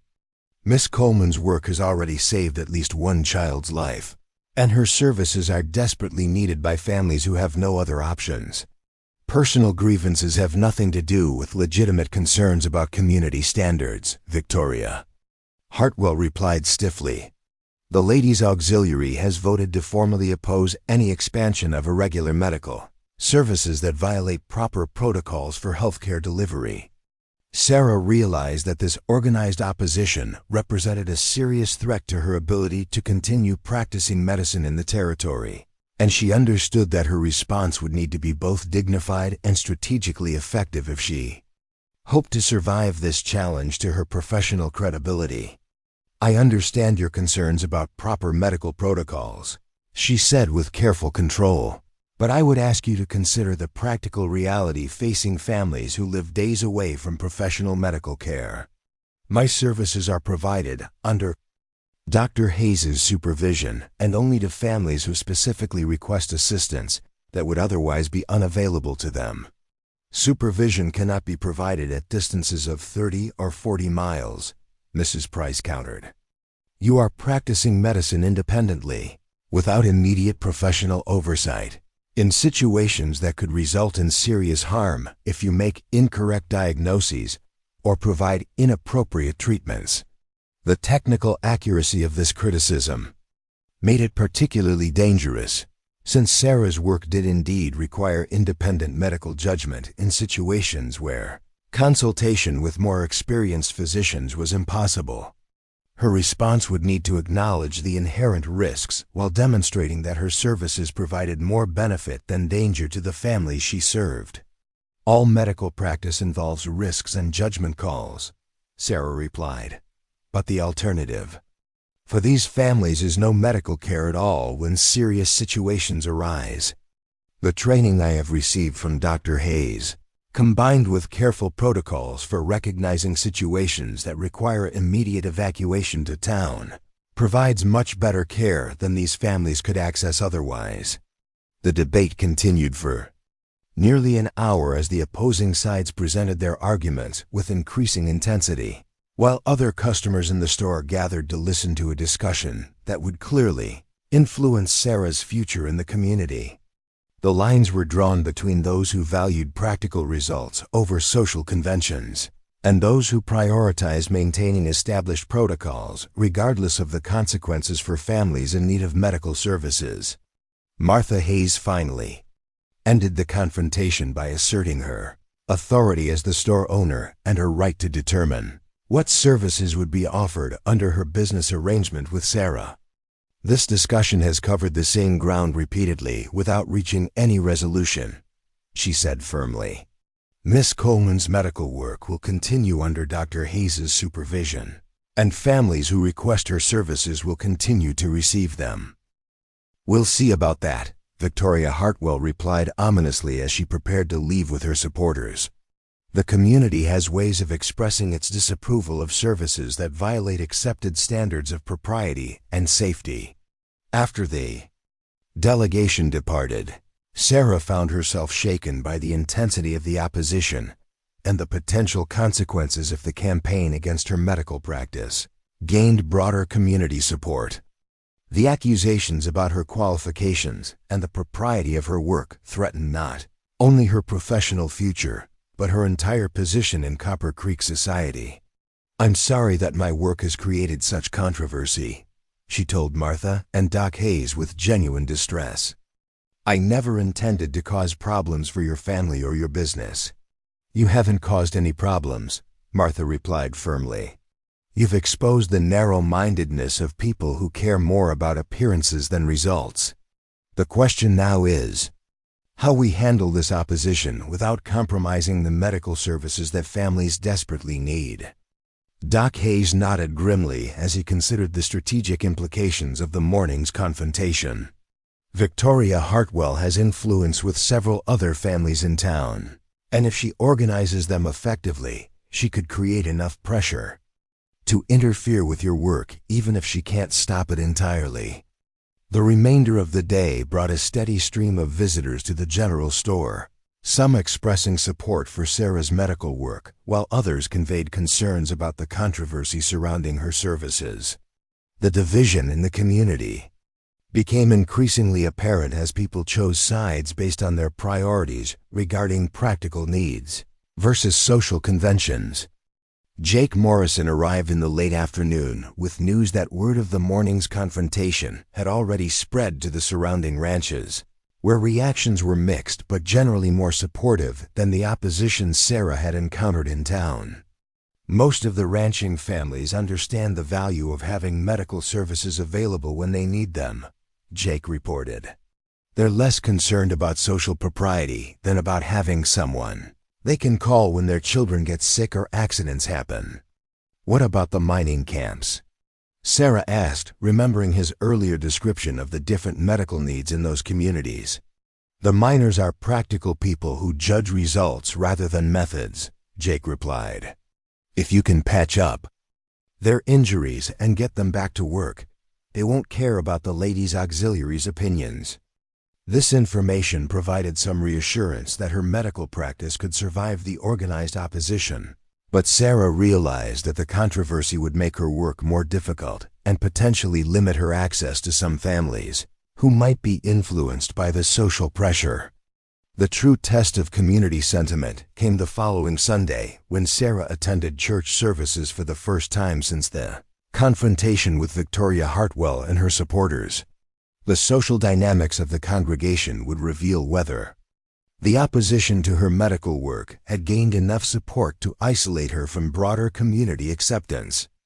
Reverend Michael Stone's sermon that morning focused on the parable of the Good Samaritan, and while he didn't mention the recent controversy directly, his emphasis on the importance of helping those in need, regardless of social conventions, seemed clearly intended to address the questions surrounding Sarah's medical practice.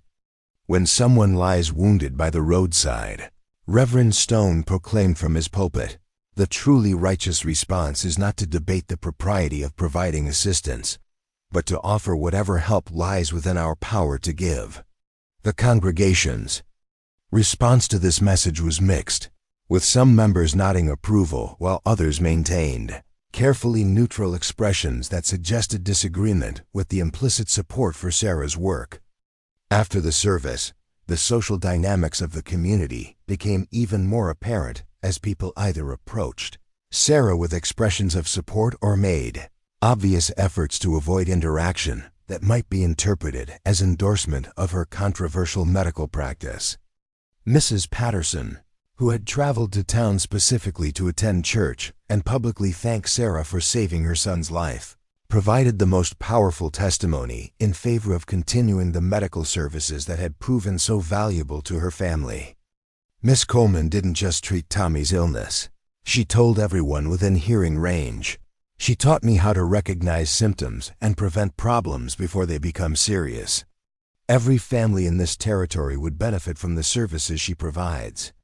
This unsolicited endorsement from a grateful mother carried significant weight with other parents in the congregation, and Sarah noticed several women approaching Mrs. Patterson to ask detailed questions about the medical care her family had received. Victoria Hartwell's obvious displeasure at this positive testimony suggested that the opposition campaign was not having the decisive effect she had hoped to achieve.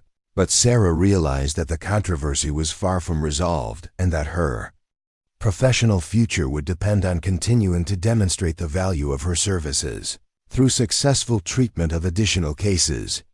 The following week brought both challenges and opportunities as families throughout the region began requesting Sarah's medical services while the organized opposition continued trying to undermine her professional credibility. The practical demands of frontier medical care gradually overshadowed the social controversy as more families experienced the benefits of having professional medical assistance available when they needed it most.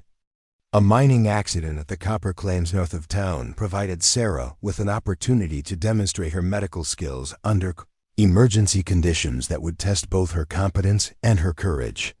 When word reached Copper Creek that several miners had been injured in a cave-in and needed immediate medical attention, Doc Hayes was already committed to a difficult childbirth case that required his personal attention. "This is exactly the kind of situation where your services are desperately needed," he told Sarah as they prepared supplies for the emergency response. "Those men need medical care immediately, and I can't leave Mrs. Henderson when her baby could arrive at any moment." Sarah gathered her medical supplies and prepared for the dangerous journey to the mining camp.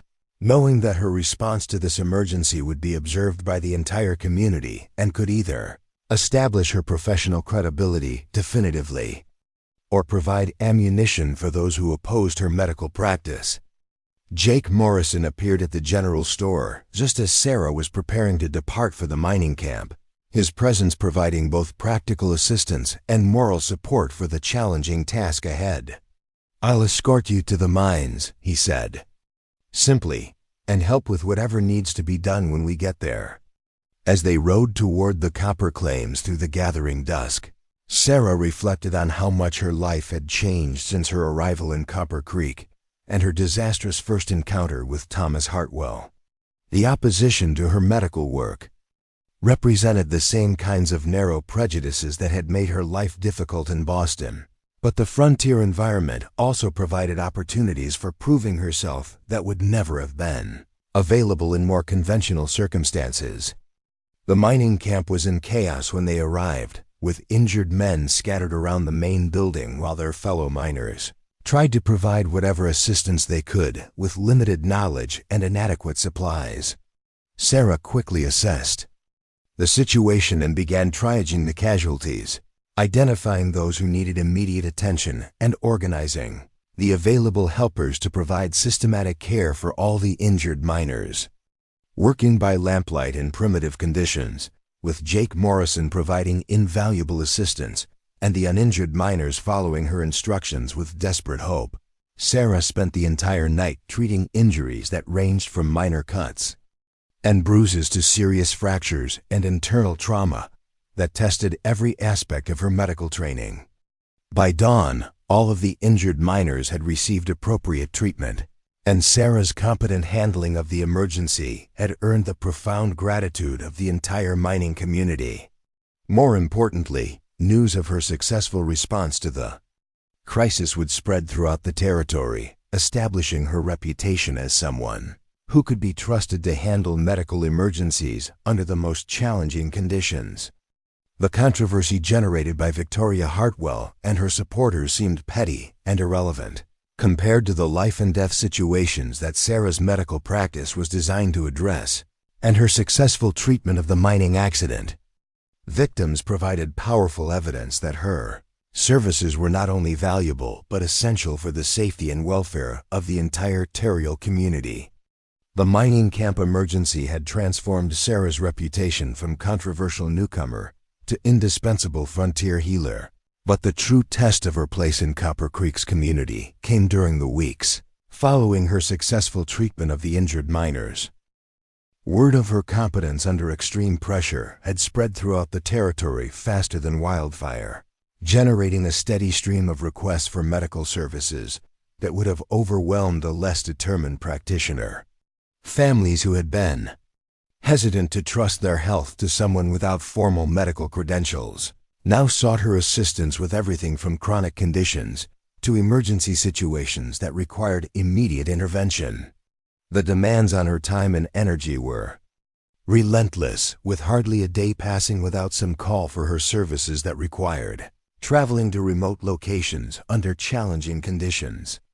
Sarah found herself riding the canyon trails in all weather conditions, carrying medical supplies across terrain that would have intimidated many experienced frontiersmen, and making life-or-death decisions in situations where consultation with more experienced physicians was impossible.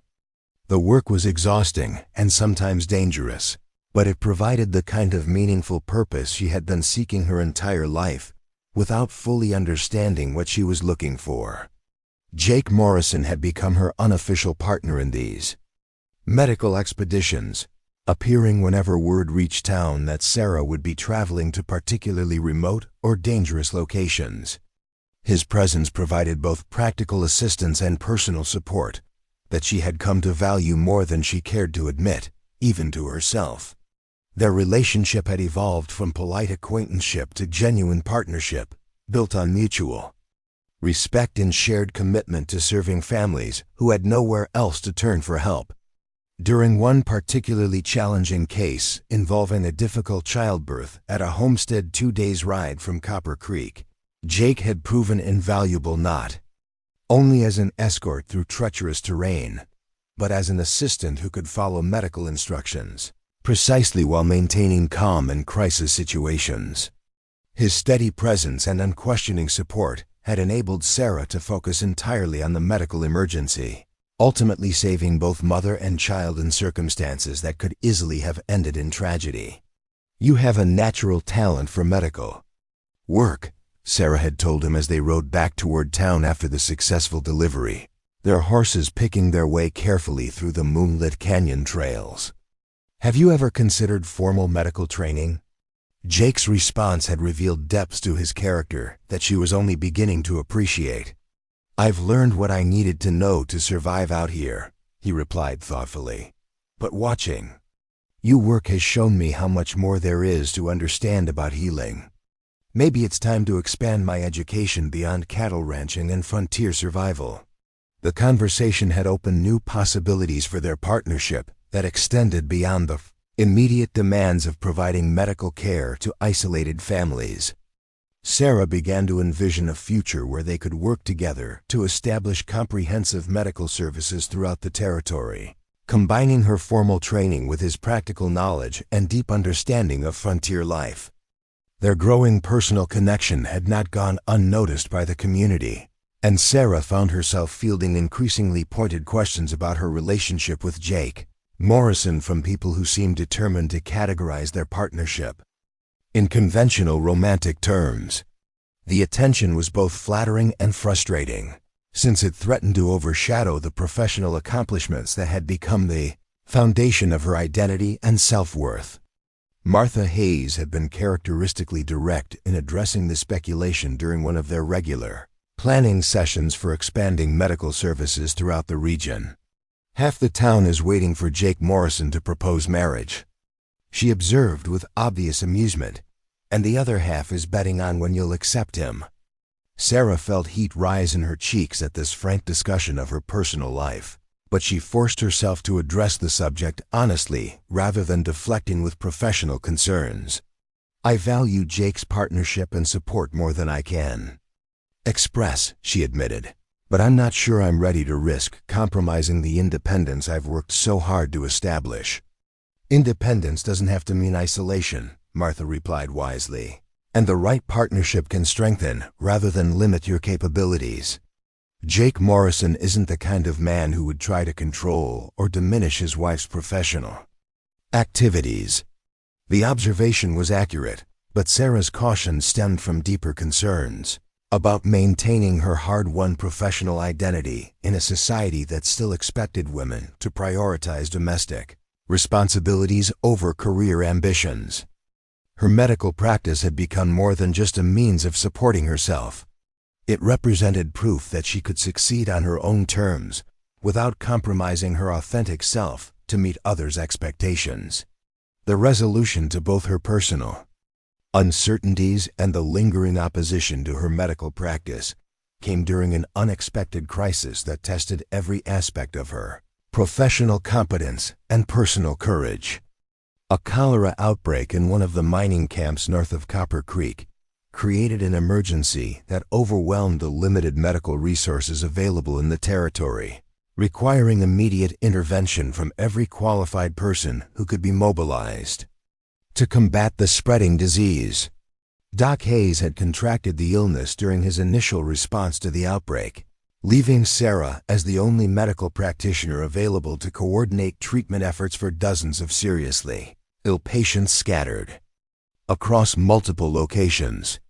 The responsibility was overwhelming, but it also provided an opportunity to demonstrate her capabilities under conditions that would silence even her most determined critics. Jake Morrison had volunteered immediately to assist with the emergency response, despite the obvious personal risk involved in working closely with highly contagious patients. His decision to support her work, even when it meant exposing himself to deadly disease, spoke volumes about both his character and his commitment to their partnership. "We'll work together to beat this thing," he told her simply as they prepared medical supplies for the dangerous journey to the infected mining camps. "Whatever happens, we'll face it as a team." The next 2 weeks tested every aspect of Sarah's medical knowledge, physical endurance, and emotional resilience as she worked around the clock to treat cholera patients while implementing quarantine procedures designed to prevent further spread of the disease. Jake proved invaluable not only as a medical assistant, but as a coordinator who could organize supplies, manage logistics, and communicate with families throughout the region about prevention measures. Working closely together under such intense pressure had revealed aspects of their compatibility that normal social interaction could never have demonstrated. They functioned as a seamless team, anticipating each other's needs and providing mutual support during the most challenging moments of the crisis. Sarah found herself relying on Jake's judgment and assistance in ways that transcended traditional gender roles, while he demonstrated complete confidence in her medical authority even when her decisions involved significant risks. The cholera outbreak was finally contained after claiming fewer lives than such epidemics typically caused in frontier communities, a success that was attributed throughout the territory to Sarah's competent leadership and innovative treatment protocols. More importantly, her handling of the crisis had demonstrated beyond any reasonable doubt that her medical services were not only valuable, but essential for the health and safety of the entire regional community.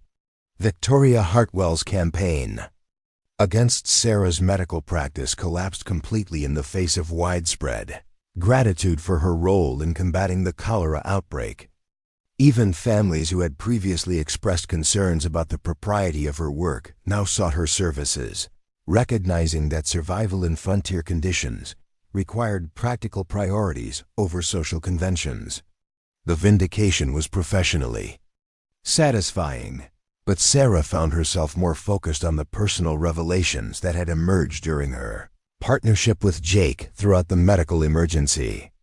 Working together under life or death pressure had revealed a compatibility and mutual respect that transcended conventional romantic attraction, creating the foundation for a partnership that could enhance rather than compromise her professional independence. The proposal, when it finally came, occurred in a setting that perfectly reflected the practical nature of their relationship and the frontier environment that had brought them together. They were returning from a successful medical call to a ranch family whose patriarch had recovered from serious injuries thanks to Sarah's treatment, riding through the spectacular Red Rock country that had become as familiar as home during their months of traveling together to serve isolated communities. "Sarah," Jake said as they paused to rest their horses beside a small spring that provided one of the few reliable water sources in the area, "I've been thinking about our partnership and what it means for the future." She turned to face him, recognizing from his serious expression that this conversation would address questions they had both been considering without directly discussing. "What conclusions have you reached?" she asked, her tone carefully neutral despite the rapid beating of her heart. "I've concluded that we work better together than either of us could work alone," he replied with characteristic directness. "Your medical skills combined with my knowledge of the territory and frontier survival create possibilities that neither of us could achieve independently." The practical framing of his observation was both reassuring and slightly disappointing, since Sarah had hoped for some acknowledgement of the emotional connection that had developed alongside their professional partnership. "Are you suggesting a formal business arrangement?" she asked carefully. Jake's expression softened as he recognized her need for clarity about his intentions. "I'm suggesting marriage," he said simply, "but not the kind of marriage that would require you to give up your medical practice or compromise your independence. I'm proposing a partnership where we combine our strengths to serve this community more effectively while building a life together based on mutual respect and shared purpose." The proposal was everything Sarah had hoped for without daring to expect it, offering personal happiness without requiring her to sacrifice the professional identity she had worked so hard to establish. "Are you certain you understand what you're proposing?" she asked, needing to be absolutely sure that he comprehended the unconventional nature of the marriage he was suggesting. I understand that I'm proposing to marry a woman who will continue traveling to remote locations to provide medical care, sometimes for days at a time," Jake replied with obvious sincerity. "I understand that your medical practice will always be a priority that requires my support rather than my interference. I understand that we'll be building something different from conventional marriage, but I believe it will be stronger because it's based on genuine partnership rather than traditional expectations." Sarah studied his face, seeing in his eyes the same commitment to authentic partnership that had made their professional collaboration so successful. "In that case," she said with growing excitement, "yes, I will marry you, Jake Morrison." The kiss that sealed their engagement was gentle but passionate, reflecting both the depth of feeling that had developed between them and the respect that had been the foundation of their relationship from the beginning. As they held each other beside the desert spring, with the vast Arizona territory stretching endlessly around them, Sarah felt that she had finally found not only the love she had never dared to hope for, but the perfect partner for the life she had chosen to build. Their wedding took place 2 months later in the same small church where Sarah had first attended services as a controversial newcomer to Copper Creek. The ceremony was simple but meaningful, attended by families from throughout the territory who had benefited from Sarah's medical services and witnessed the partnership that had made such comprehensive health care possible in their remote region. Mrs. Patterson had traveled from her isolated ranch specifically to attend the wedding, bringing her son Tommy, whose recovery had established Sarah's reputation and launched her medical career. "Miss Coleman saved my boy's life," she told everyone who would listen, "and now she and Jake will be able to help even more families throughout the territory." The testimonials from grateful patients provided powerful validation of Sarah's professional accomplishments while also demonstrating the community support that would sustain her marriage to Jake Morrison. Unlike her disastrous arrival in Copper Creek and rejection by Thomas Hartwell, this celebration marked her complete acceptance by the frontier community and her successful establishment of both professional and personal happiness. Martha Hayes had organized the wedding reception with characteristic efficiency, transforming the space behind the general store into a festive gathering place where the entire community could celebrate the union of two people who had become essential to the region's welfare. The conversations that evening ranged from medical discussions about expanding healthcare services to planning sessions for improving communication between isolated settlements, reflecting the practical focus that characterized frontier social gatherings. Doc Hayes, who had recovered completely from his bout with cholera, offered a toast that captured the significance of the marriage for the broader community. "Jake and Sarah have shown us that the best partnerships are built on mutual respect and shared commitment to serving others," he said, raising his glass to the newlyweds. "Their marriage will strengthen not only their own lives, but the medical services that have become so important to all of us." As the celebration continued late into the evening, with music provided by a fiddler from one of the mining camps, and dancing that included everyone from elderly homesteaders to young children, Sarah reflected on the incredible journey that had brought her from rejection and humiliation to professional success and personal happiness. The life she was beginning with Jake Morrison bore no resemblance to the conventional marriage she had originally sought when she answered Thomas Hartwell's advertisement, but it offered everything she had unconsciously been seeking without understanding what she truly needed. Their partnership would allow her to continue and expand her medical practice while providing the emotional support and practical assistance that would make her work more effective and personally fulfilling. The honeymoon, such as it was, consisted of a week-long medical expedition to a series of remote ranches and mining camps that had requested Sarah's services, with Jake serving as both escort and assistant in their first official collaboration as husband and wife. The practical nature of their wedding trip perfectly reflected the character of their relationship and the priorities that would guide their married life. Their first case as a married medical team involved treating injuries sustained by a group of miners who had been trapped underground for several days following a cave-in at one of the copper claims.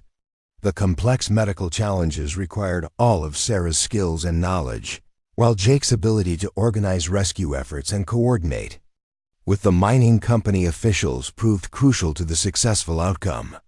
Working together to save lives under dangerous conditions provided a powerful beginning to their marriage, demonstrating that their partnership would be built on shared commitment to serving others rather than conventional domestic arrangements. The grateful miners and their families provided immediate validation of their decision to combine personal and professional goals in a marriage that prioritized community service alongside personal happiness. As they rode back toward Copper Creek after successfully treating the injured miners, Sarah and Jake discussed their plans for expanding medical services throughout the Arizona territory while building the kind of life together that would honor both their individual strengths and their mutual commitment to helping others. We could establish regular medical circuits that would provide scheduled service to all the remote communities, Sarah suggested, her mind already working on the practical logistics of such an ambitious undertaking. With your knowledge of the territory and my medical training, we could create a comprehensive healthcare system for families who currently have no reliable access to medical care. Jake nodded enthusiastically at this vision of their future work together. We could set up supply stations at various locations to reduce the amount of equipment we'd need to carry on each trip, he added, and train local people to handle basic medical emergencies between our visits. Their conversation continued throughout the journey home, covering everything from the medical supplies they would need to the communication systems that would allow isolated families to request emergency assistance. The scope of their ambitions was challenging but achievable, offering the possibility of creating something genuinely beneficial for the entire Terriel community. The sun was setting over the red rock formations that surrounded Copper Creek when they finally arrived home to begin their new life together. The adobe house that Jake had built with his own hands now expanded to include a proper medical office, where Sarah could treat patients and store the supplies needed for their traveling practice. As they unsaddled their horses in the fading light and carried their medical equipment into the house that had become the headquarters for the most comprehensive medical service in the territory, Sarah reflected on the extraordinary transformation her life had undergone since that humiliating morning when Thomas Hartwell had rejected her as too wild for conventional marriage. The wilderness that others had seen as a character flaw had proven to be exactly the quality needed for successful frontier medical practice, while the independence that had made her unsuitable for traditional marriage had become the foundation for a partnership based on mutual respect and shared purpose. Jake Morrison had recognized her value not despite her unconventional nature, but because of it, seeing in her spirit and determination the perfect complement to his own frontier skills and community commitment. Standing in the doorway of their home as the first stars appeared in the vast Arizona sky, with Jake beside her and a future full of meaningful work stretching ahead of them, Sarah Coleman Morrison knew that she had finally found the life she had been unconsciously seeking since childhood. The journey from Boston society to frontier medical practice had been challenging and sometimes painful, but it had led her to exactly where she belonged. The woman who had been labeled too wild for conventional marriage had indeed been born to ride beside Jake Morrison, not as a submissive wife seeking security, but as an equal partner committed to serving others while building a love based on authentic partnership rather than social expectations. Their story would become legend throughout the territory, inspiring other women to pursue their own unconventional dreams while demonstrating that the strongest marriages are built on shared purpose rather than traditional roles. In the months and years that followed, Sarah and Jake Morrison would establish medical services that reached every corner of the Arizona territory, saving countless lives while creating a model of professional partnership that ultimately changed frontier attitudes toward women's capabilities and marriage relationships. Their success proved that the wildest hearts when they find their perfect match, can achieve things that conventional couples never dream of attempting. The adobe house in Copper Creek became known throughout the territory as a place where hope could be found in the darkest moments, where skilled hands and compassionate hearts worked together to heal both bodies and spirits. Visitors would often comment on the obvious happiness and mutual respect between the couple who had built their marriage on the foundation of shared service, creating a legacy that would inspire generations of frontier families to build their own relationships on authentic partnership rather than social convention. Sarah Coleman Morrison had found her place in the world not by conforming to others' expectations but by having the courage to be authentically herself, until she found someone who valued exactly those qualities that others had rejected. Her story became proof that sometimes the greatest love stories begin not with romantic attraction, but with mutual recognition of shared purpose and complementary strengths, creating partnerships that can weather any storm while achieving things that neither person could accomplish alone. Up next, you've got 2 more standout stories right on your screen. If this one hit the mark, you won't want to pass these up. Just click and check them out.